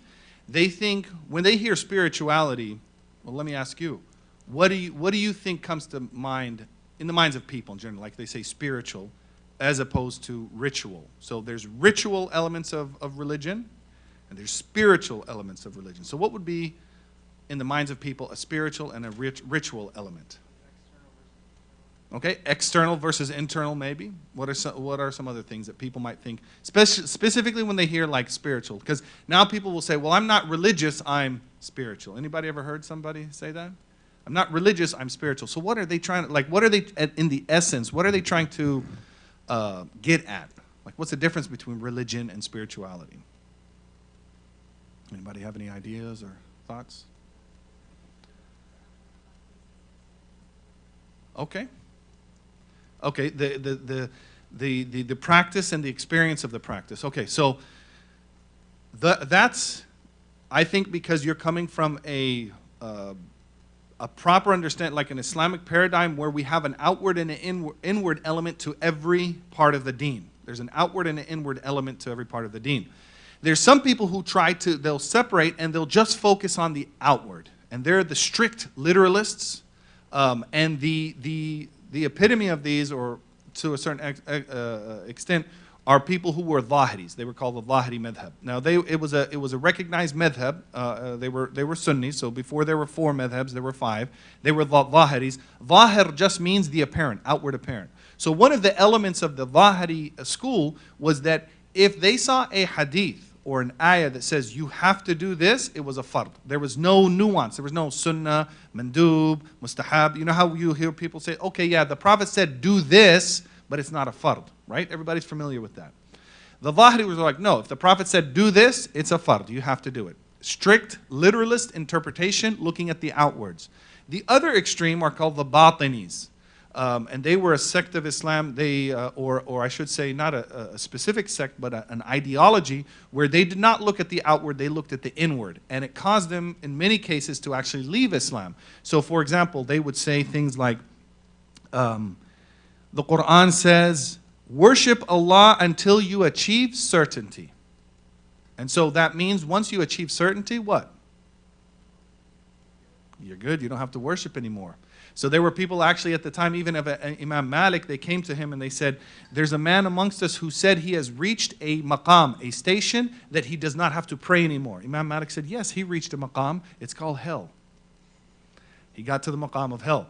And even recently, in the village of Murabat al-Hajj, a few years ago, there was this is in West Africa, a group of people who came to build a well.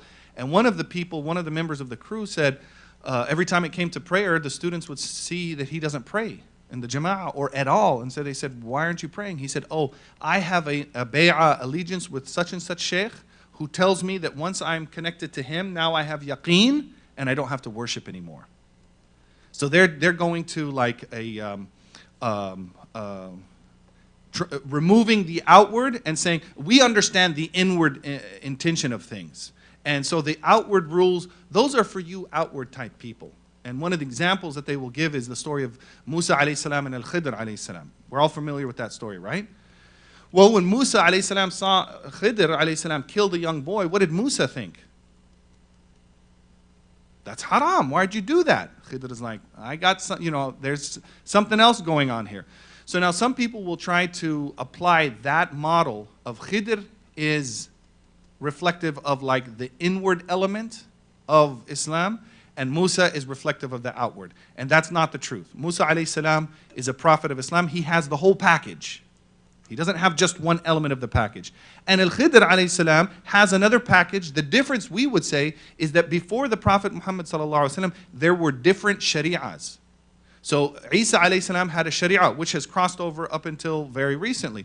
In the shari'ah of Isa alayhi salam, was divorce permissible? What do they say, like if you've seen the movies or ever been to a Christian wedding?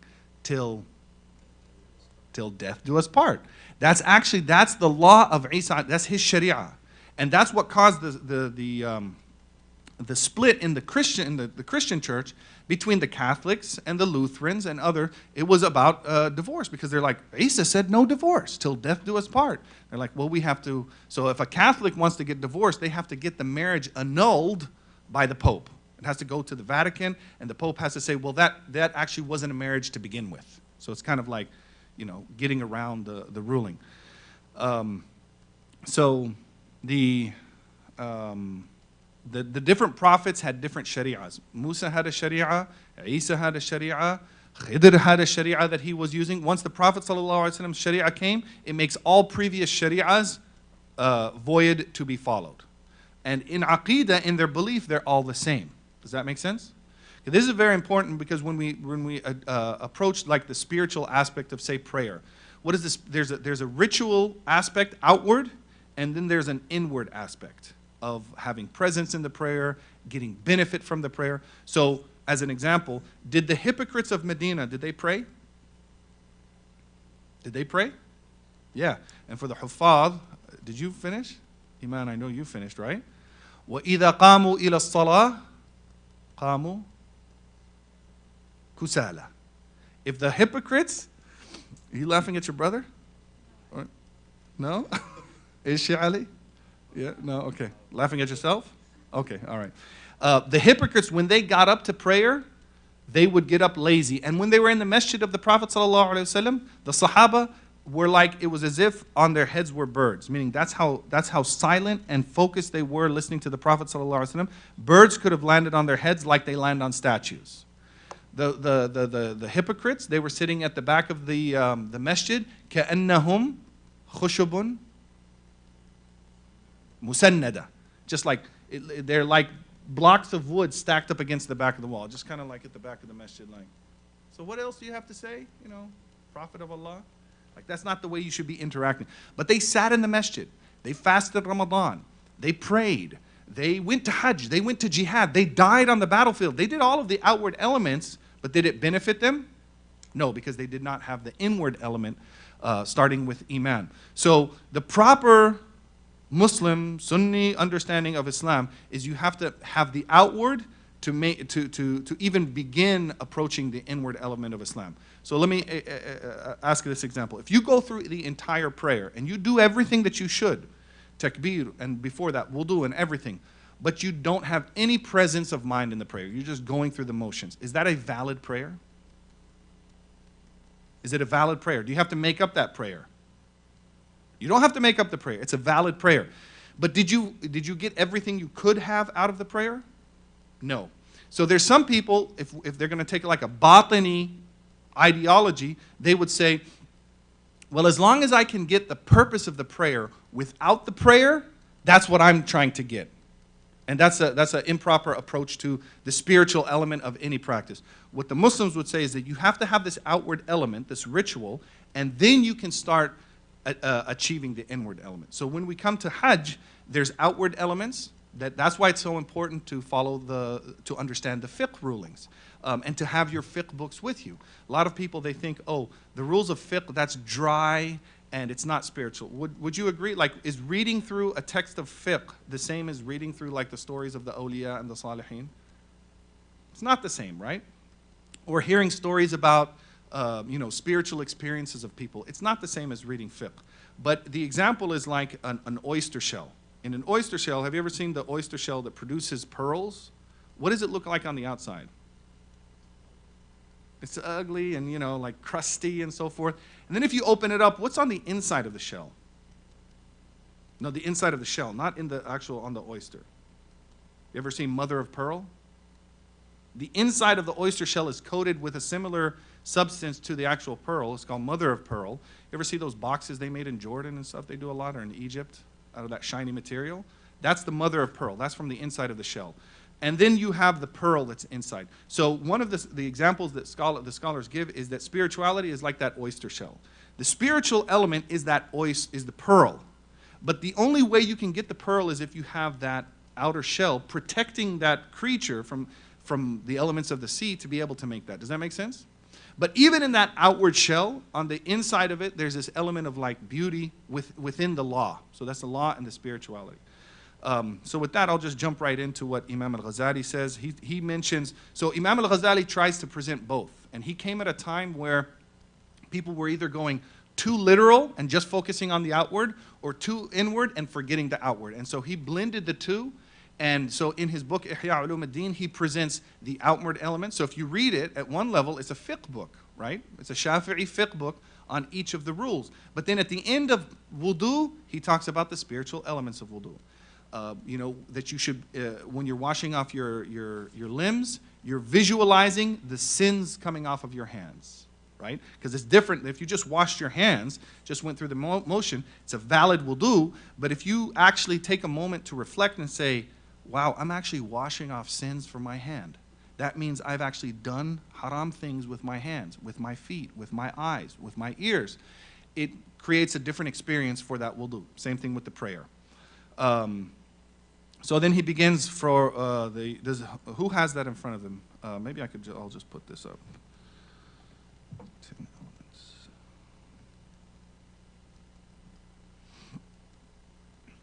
Oh, it's going to make it hard for me to see it. Okay, I'm just going to read it off. The first one he talks about, I'm just going to run through these because you have access to the article. So this is something you can take with you. You're going to have a lot of time on the airplane, on the bus rides, in the tents. You can just read through these and review them. Put them on your phone. It'll be easier than having paper, and it's safe paper. But if you want to print them off, go ahead. The first one he says is about relates to money. And making sure that your Hajj is from halal sources. Well, I think everybody has their tickets purchased, so that's already done, right? So that, but in the, what we hope, and I'm sure your parents probably had this. I know other folks have done this, where they actually had a separate account for their Hajj money, and they would actually only put, like if they had multiple business dealings, they would put the one that they consider the most halal into that account. And spend on their Hajj from that account. So that's one thing about in terms of preparing for the Hajj. Also realize that the hadith says that one of the signs of the end of times, and listen to this one, is that people will do Hajj. There's 4 types. The rulers for enjoyment, the wealthy to do business, the poor to beg, and the Quran reciters to show off. Doesn't that about sum up, like, has anybody seen the pictures of the Kaaba when they open it up for the rulers and all those dictators walk in and they wash the inside of Kaaba and they feel like they did something great and they're shedding bloods in their country, right? They're shedding the blood of the citizens of their country. They're involved in embezzlement of funds. They're oppressing people. They're doing all this stuff. But hey, the king of Saudi let us wash the inside of the Kaaba, and we got a piece of that's an example of where people went to the extreme of literalism. Like, if that ruler really thinks that what's getting him closer to Allah is washing the inside of the Kaaba, while the rest of the people are held back by the guards, or sometimes like kicked back by the guards, if that's something that's spiritual, he's misunderstanding Islam. One thing I ask people is, do you think you're more important or the Kaaba? Who's more important? You, or the Kaaba? Which is more important?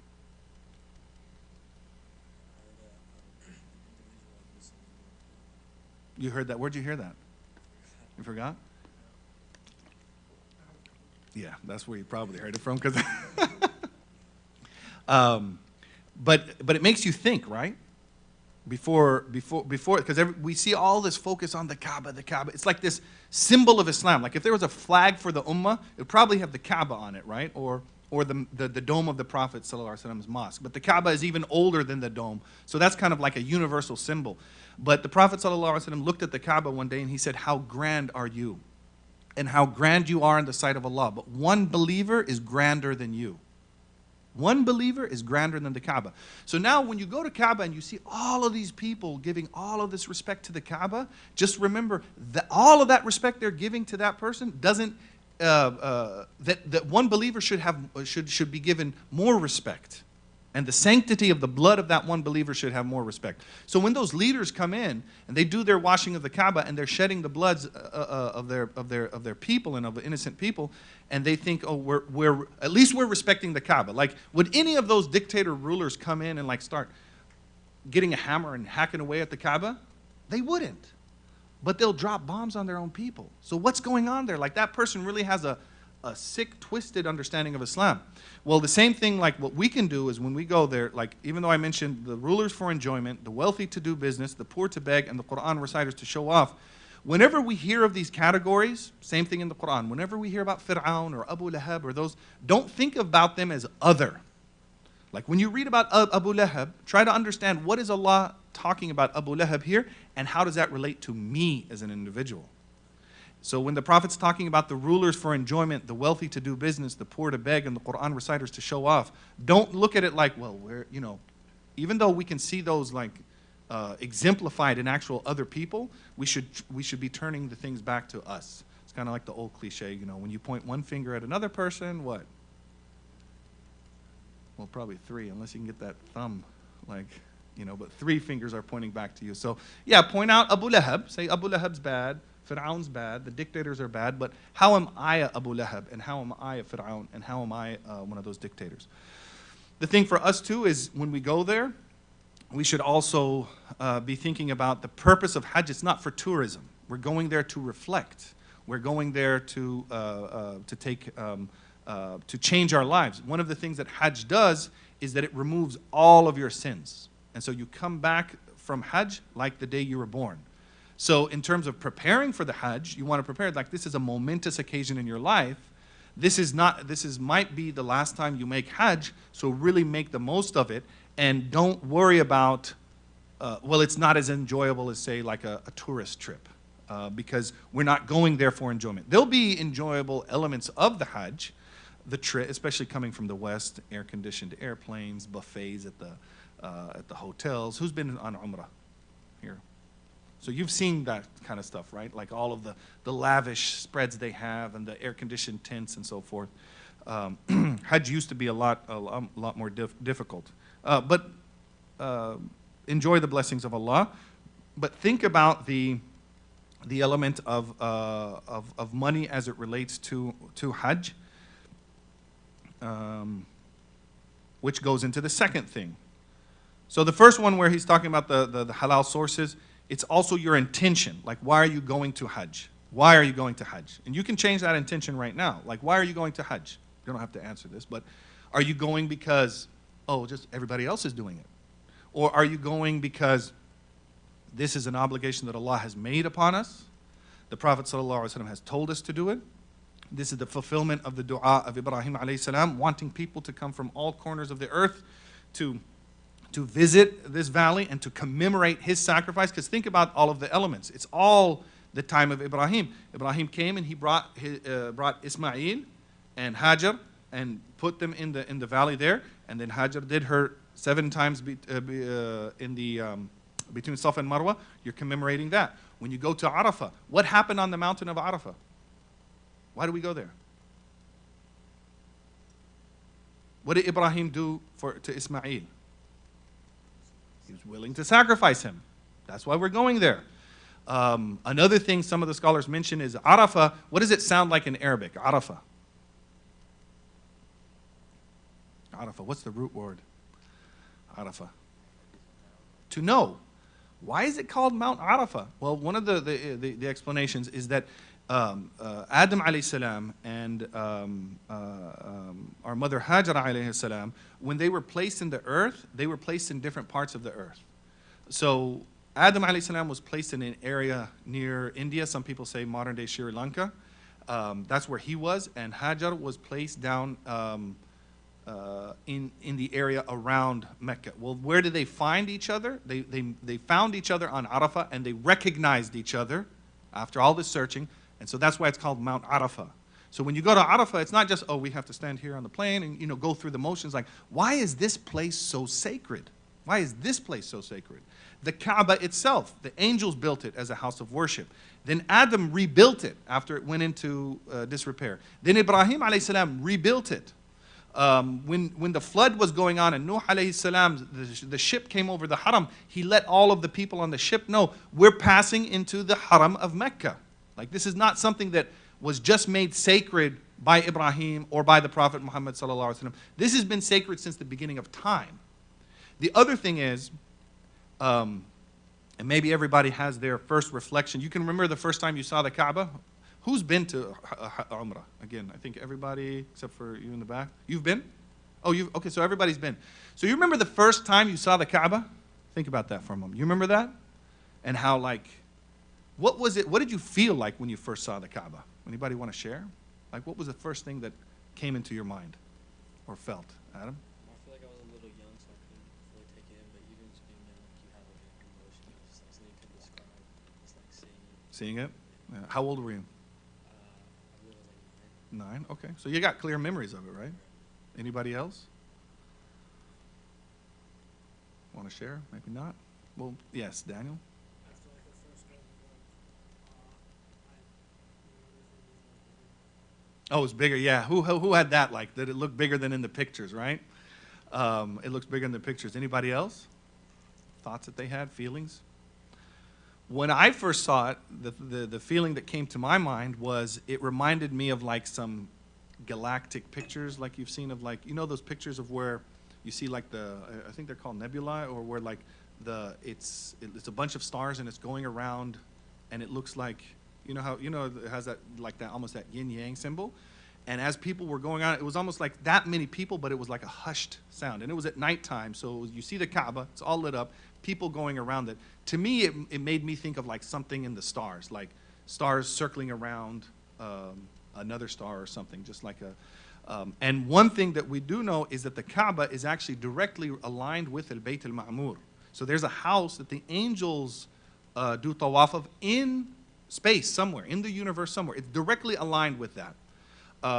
And they're doing their tawaf around that, the Bayt al-Ma'mur, the Bayt that every day 70,000 new angels come to do tawaf and they never leave. So it's just like, imagine how many, since the beginning of time, how many angels are doing their tawaf, and it's directly connected to the Kaaba. And then somehow, and we don't know how this is happening, when we go into the tawaf, we're like, maybe it's the science fiction people will be like, you're locked into some like intergalactic connection, but spiritually you're locking yourself into that connection. So there's something very, very, very sacred in the universe about that specific place. So don't think of it just like, oh, we're going through the motions, we're Muslims, we go to the Kaaba. No, this is something that's at the seat of the creation of the universe, that specific place that you're going to. So think about your intentions about when you go there. The second one that Imam al-Ghazali mentions is about must not assist Allah's enemies by paying them unlawful taxes and levies. So this doesn't really apply so much to us now, but it used to be if somebody had to go to Hajj, they had to like pay off the highway robbers and the rulers and so forth. And so the ulama said, don't do that. And in fact, if you have to do that, don't go to Hajj if you have to pay off the rulers. So this was a common thing that people understood. You don't go to Hajj if you're going to assist a group of highway robbers or a ruler that's making unlawful taxes for you to pass through his land. So it makes us think of like the economic impact of our Hajj, which is why I've seen modern fatwa, people say, ulama say, as long as Saudi is engaged in this war in Yemen, after your Fard Hajj, don't do an extra Umrah. Don't put any more money into that Saudi Arabian system than we have to. Like we go and we make the Hajj and we come back, but we're not going to do extra Hajjes. Like instead of paying $6,000, $7,000, $10,000 for an extra Hajj, send that money to help the people in Yemen who are being bombed and starved by the Saudi government. Instead of going there to improve their economy, because they've actually made a big portion of their economy the whole Hajj and Umrah season. So think about that too. Have you seen that mountain that they demolished? They demolished an entire mountain. They've moved people out of certain areas because, especially after 9/11, a lot of Saudi citizens started getting holds on their external investments. So there was a shift in the Saudi policies to where a lot of people were doing more investments in the country. Well, what's in the country that people want to visit besides Mecca and Medina? Is there anything else? Diyar Thamud. They've added that to the list of tourism. Like, come on, visit the place where Naqat Salih happened and the people were destroyed. Come see it, one-stop shop. They've turned it into a tourist thing. But other than that, they don't really have anything that people want to go there for tourism. So they've made it a huge tourism industry. So think about that in the future, you have to be very careful about the money that you spend to go there. And again, this is going to like the spiritual aspect of we're not just going to go through the motions. We're going to think about the impact of our actions and of our wealth. Any questions on that, about spending money? So while you're over there, have your money figured out. If you want to give money to charity, there's also you're gonna see a lot of the people who are there. Like literally, some people are professional beggars. Anybody see that on Umrah? Just like they're lined up, and so just be very careful because as soon as you give, has anybody ever given money to? And then what happens next? And they just swarm. So you might feel compelled, like, oh, I want to help this person. But you can also, there's so many organizations that you can kind of, hide your sadaqah, and also not put yourself in a predicament of being swarmed, But if you feel compelled, you see a woman and a small child and you want to just like give them a little bit of money, do so. But be judicious about who you're giving to from amongst those people.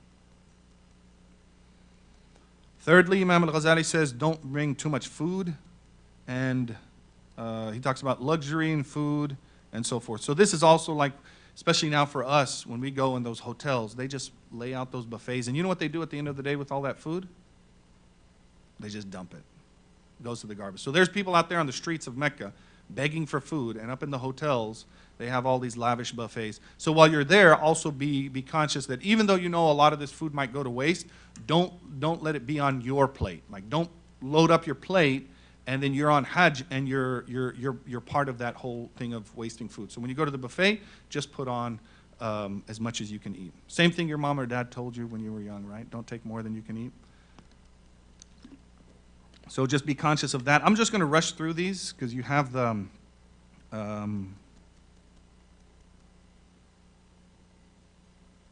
he mentions, Ibn Umar said, the best pilgrim is the noblest in intention, the purest in giving, and the greatest in certainty. So think about that, like your intention. You can make multiple intentions too to go to Hajj. It's not just to fulfill the fard of Hajj. Like, why are you doing this? Oh, I have to go. No, you don't. You don't have to go. Technically, yes, you have to go at least once in your life, but you could have delayed it. You could have done it now. But the more intentions you make, the more reward you can get. And there's one book, it has not been translated to English, it's called the Madkhal. The whole book is about intention. He gives examples of going to the masjid. He gives you a list of 90 intentions that you can make to go to the masjid.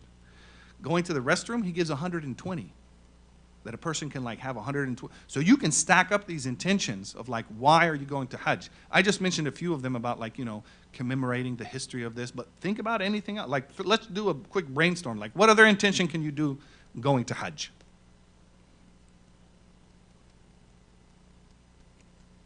It's sunnah. I want to fulfill the sunnah of the Prophet ﷺ. What else? So people think you're good people. Good, and that also has the element of maintaining the outward symbols of Islam, because people see that on the news, right? So a certain portion of the ummah has to make Hajj every single year, so that there's not that like because imagine everybody's like, I'm not going to go to Hajj this year, and then it was like the Hajj season was empty, and that's actually happened a few times in history, where the Hajj there was nobody went to Hajj that year. It was early on. There was a lot of wars. Nobody made Hajj. So when you're going there, you're actually, one of your intentions is that so other people can see, like, I'm also doing this for myself, but also to remind others, this is what Muslims do, this is what we have to do, and I'm fulfilling, keeping the Hajj season alive. What else? Like strengthen your character and like start to be more patient because it's like testing. Good. Strengthen your character, strengthen your patience, especially when you go there and you see people do stuff. You were on Umrah right there. How many times have you seen people do stuff that you're like, why are you doing that, right? I was sitting one time, this was in Ramadan, and I was just reflecting, because one of the elements of worship of the Kaaba is tawaf, another is praying, and then some is just looking at the Kaaba. So when you're at the Kaaba, if tawaf is too busy, and you've already prayed a lot, and you want to take a break, then just make your ibadah looking at the Kaaba. That's another form of worship, looking at the Kaaba. So I was there, I was looking at the Kaaba, and then these people came in front of me, and they started doing wudu with the Zamzam water dispensers on the marble. So like now, like my place of worship is getting like filled up, and I'm like, yeah, can't you see, like, you just walk down to the wudu area. It's so easy. It's like, what, is it going to take you 5 minutes to walk to the wudu area and do a proper wudu? And he's sitting there, and he's just looking at me. You know how like my son does it? My son's 3. This is a grown man. Sometimes I was like, Hassan, don't do that. And he's like, he looks at me. He makes straight eye contact. He's like, Hassan, don't pour it out. He's like, and this guy's, I'm like, you're getting water all over this place. I'm going to pray here. And it's marble, so what happens when water hits the marble floor? It becomes slippery, so now it's a danger to other. And he's just like, okay. And then now 4 people get around, and they turned that water cooler into a wudu station right in front of me, where I'm supposed to be praying. So people will do that, and you might feel compelled to like just tell them off. But that's one of the things of Hajj. Don't argue and don't fight. And Allahu A'lam, but maybe it's because Allah subhanahu wa ta'ala knows when people get together in groups and then things start happening, like, group think, they talk about group think, Also, the crowds eventually have a mind of their own, which is you got to be careful of that. Like when in the stampedes and stuff that happens. So you just see that, you just have to be really patient, and just remember your part in Hajj is not to correct the ummah. Some people go with that intention. I'm going to make sure that I correct the ummah.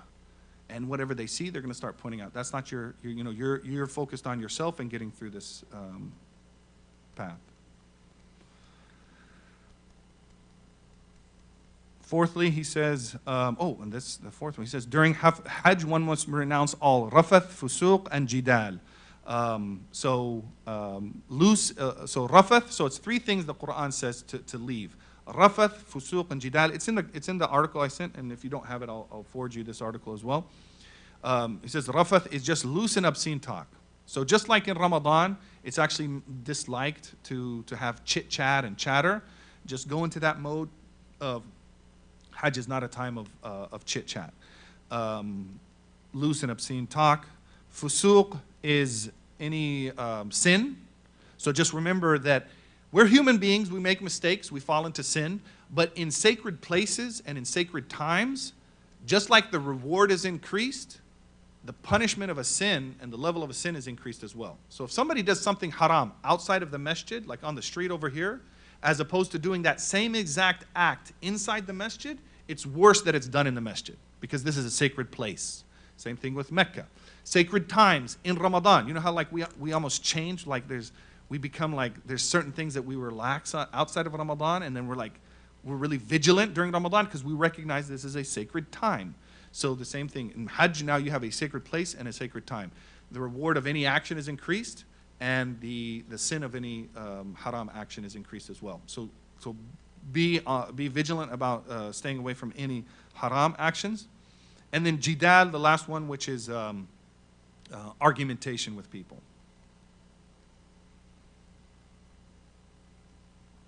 He mentions an interesting thing here. So in Arabic, what's the term for travel? Safar. What does safara mean? To become, to become apparent. So in the morning, there's Fajr time, where the dawn first comes in. But you know when dawn first comes in, it's still dark outside. Especially if you've been camping in an area, there's not a lot of lights. You know, when dawn Fajr comes in, can you walk around without a flashlight at the first part of Fajr? You can't. But you know at the end part of Fajr, where there's enough light, the sun hasn't come up, but there's enough light to walk around, that's called isfar time. Same root word. Now things are apparent. You can see. Well, safara comes from the word apparent. And Umar radiallahu anhu one time asked a person, somebody was praising somebody else to Umar, and Umar said, have you traveled with him? He said, no. He said, then you don't know him. Because you know, once you get out of your normal routine and you get into new situations, especially situations that might frustrate you, that's when the real character of people come out. So now multiply that by 2, 3, 4 million Muslims coming to Hajj. Everybody's on travel. Everybody's frustrated. It's hot. It's sweaty. You haven't taken a shower for days. You can't do certain things. You're all and then all in this certain area, and you all have to move, do these same things. And so buses and honking the horns and people cutting in front. You're doing tawaf, and people will walk in front of you while you're praying, pushing you around. All of that stuff happens, and you have to be like, okay, this is everybody's characters coming out, and now Allah is saying, be extra careful, don't argue, don't fight. I mean, you can fight back if somebody attacks you, la qaddar Allah, but don't engage people. Be on a higher standard. Any questions about those so far? Then he says, fifthly, one should perform as much of Hajj as possible on foot. He's talking, this is 1,000 years ago, Ghazali's writing this. So some people would ride camels or horses. It was easier to do Hajj because you didn't have as many people. It was easier to do Hajj on foot. Now, because of all the buses and everything, and especially if you're going with a group, you kind of have to stay on the bus. But if there are times where you don't have to be on the bus, try to be on foot as much as possible. Sometimes when those buses, especially like leaving Arafah and going to Muzdalifah and then going to Tawaf al-Ifadah, the roads become so congested, it's actually easier to be on foot. But you're going with a group, and so just if you're going to go like on foot at any point, just check in with the Hajj group leaders. Say we're going to go from this point to this point. You know, is it okay if we can make it on foot? And they have a lot of areas now clearly designated. This is like pedestrian highways, so to speak. So whatever you can do on foot, it's better to do as much as you can on foot.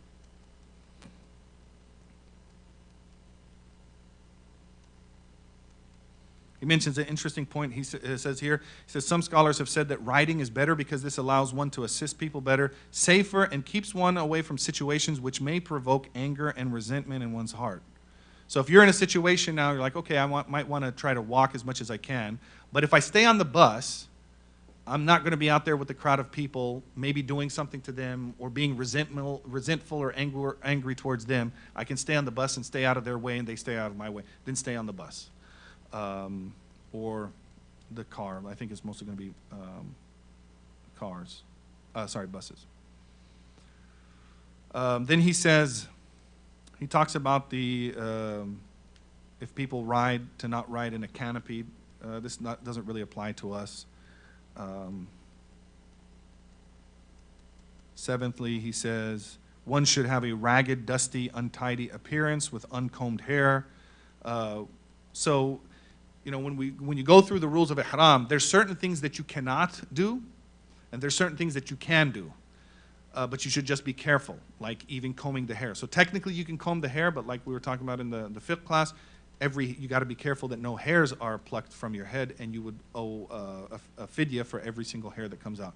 But Ghazali is saying here, even though might be some things that you could do that would be permissible, like removing dirt from your body, just avoid that. Like, just try to maintain. Don't worry about having an untidy appearance. It's actually better to be like that.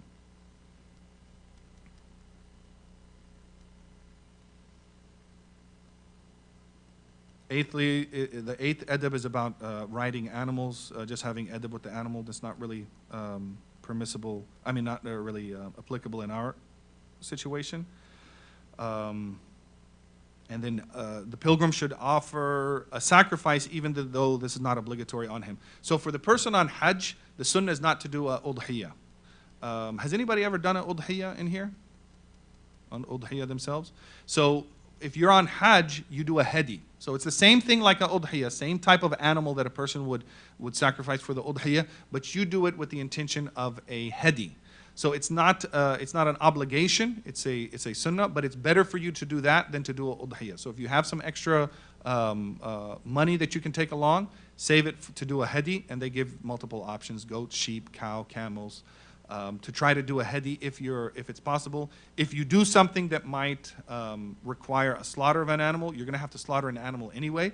But what he's saying here is to do that sunnah of the hedi. And then 10thly, he says, one must be pleased by the expenditures and sacrifices one makes and the losses one suffers to one's person or money. For such trials are a sign that one's Hajj has been accepted by God. A misfortune on the way to Hajj is like one of the difficulties which confronts the warrior in jihad.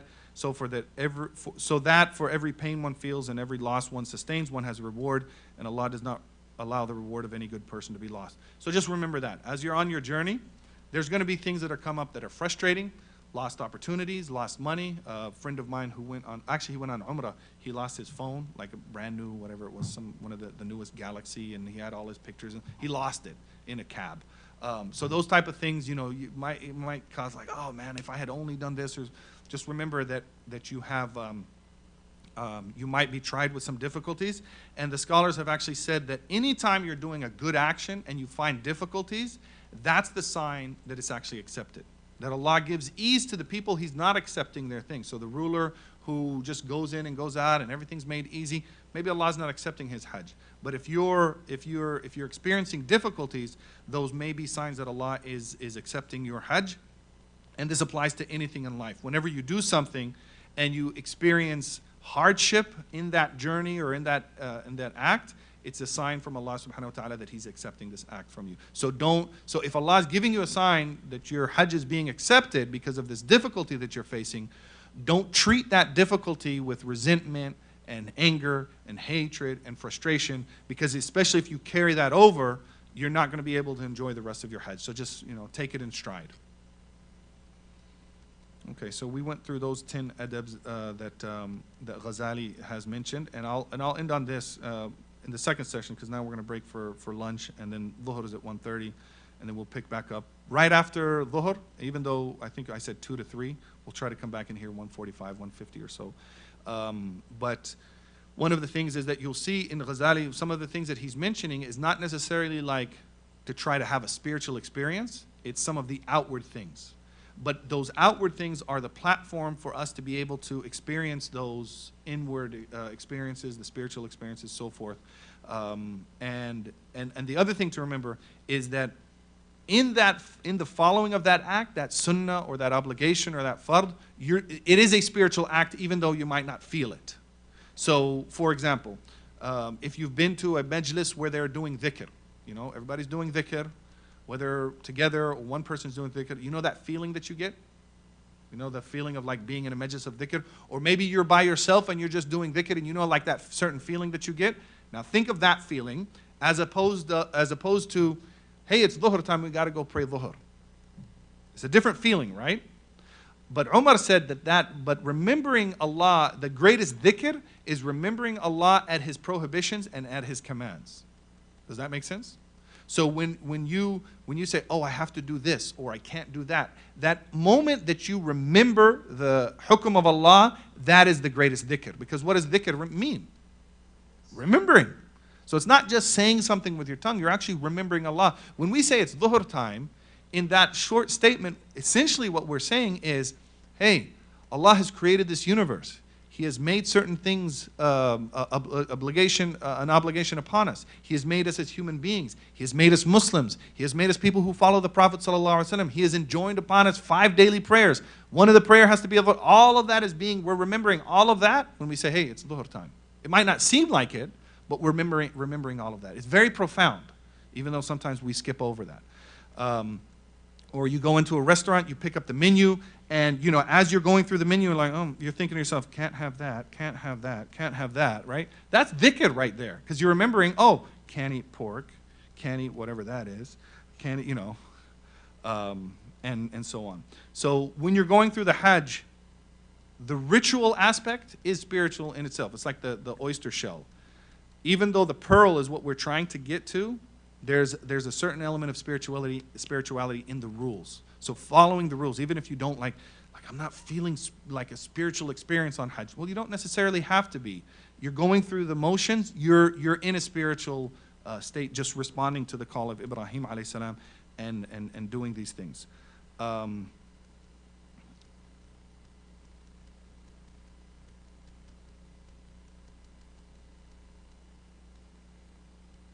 Okay, when we come back, I'm going to go through this interaction of Imam Junaid al-Baghdadi, his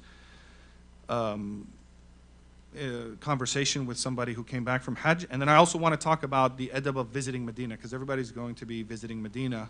Technically, you don't, to make your Hajj, you don't have to go to Medina. But it's been a tradition since the time of the Salaf, the early generations, to make the trip to Medina as part of the Hajj. And there's a number of adab that we can remember, and that also brings up a lot of elements of spirituality to our Hajj in the ziyarah. So the second session I'll cover that, and this letter from Junaid al-Baghdadi. And then I don't know if anybody, I sent this a little bit later yesterday, but I came across an article on, what is this website called? Muslim Matters. Did anybody get that? Have a chance to flip through it? So it just kind of gives like a list of like some practical advice on how to prepare for Hajj. I'm not going to go through all of that, but if anybody has any questions, I'll leave the last like 20 minutes, half an hour, we can go through questions. So right now, the lunch should be outside. Can one person just take a quick check and see if the lunch has arrived? Well, we might as well just go ahead and break. You can get ready for Dhuhr. Is it over there in the banquet hall? Does it look like it? Yeah. So lunch is here. Go ahead and have lunch. Make dua for MCC. They, mashallah, always provide this for the sessions, and then get ready for Dhuhr if you're going to pray with the Jama'ah, and then we'll meet back right after Dhuhr.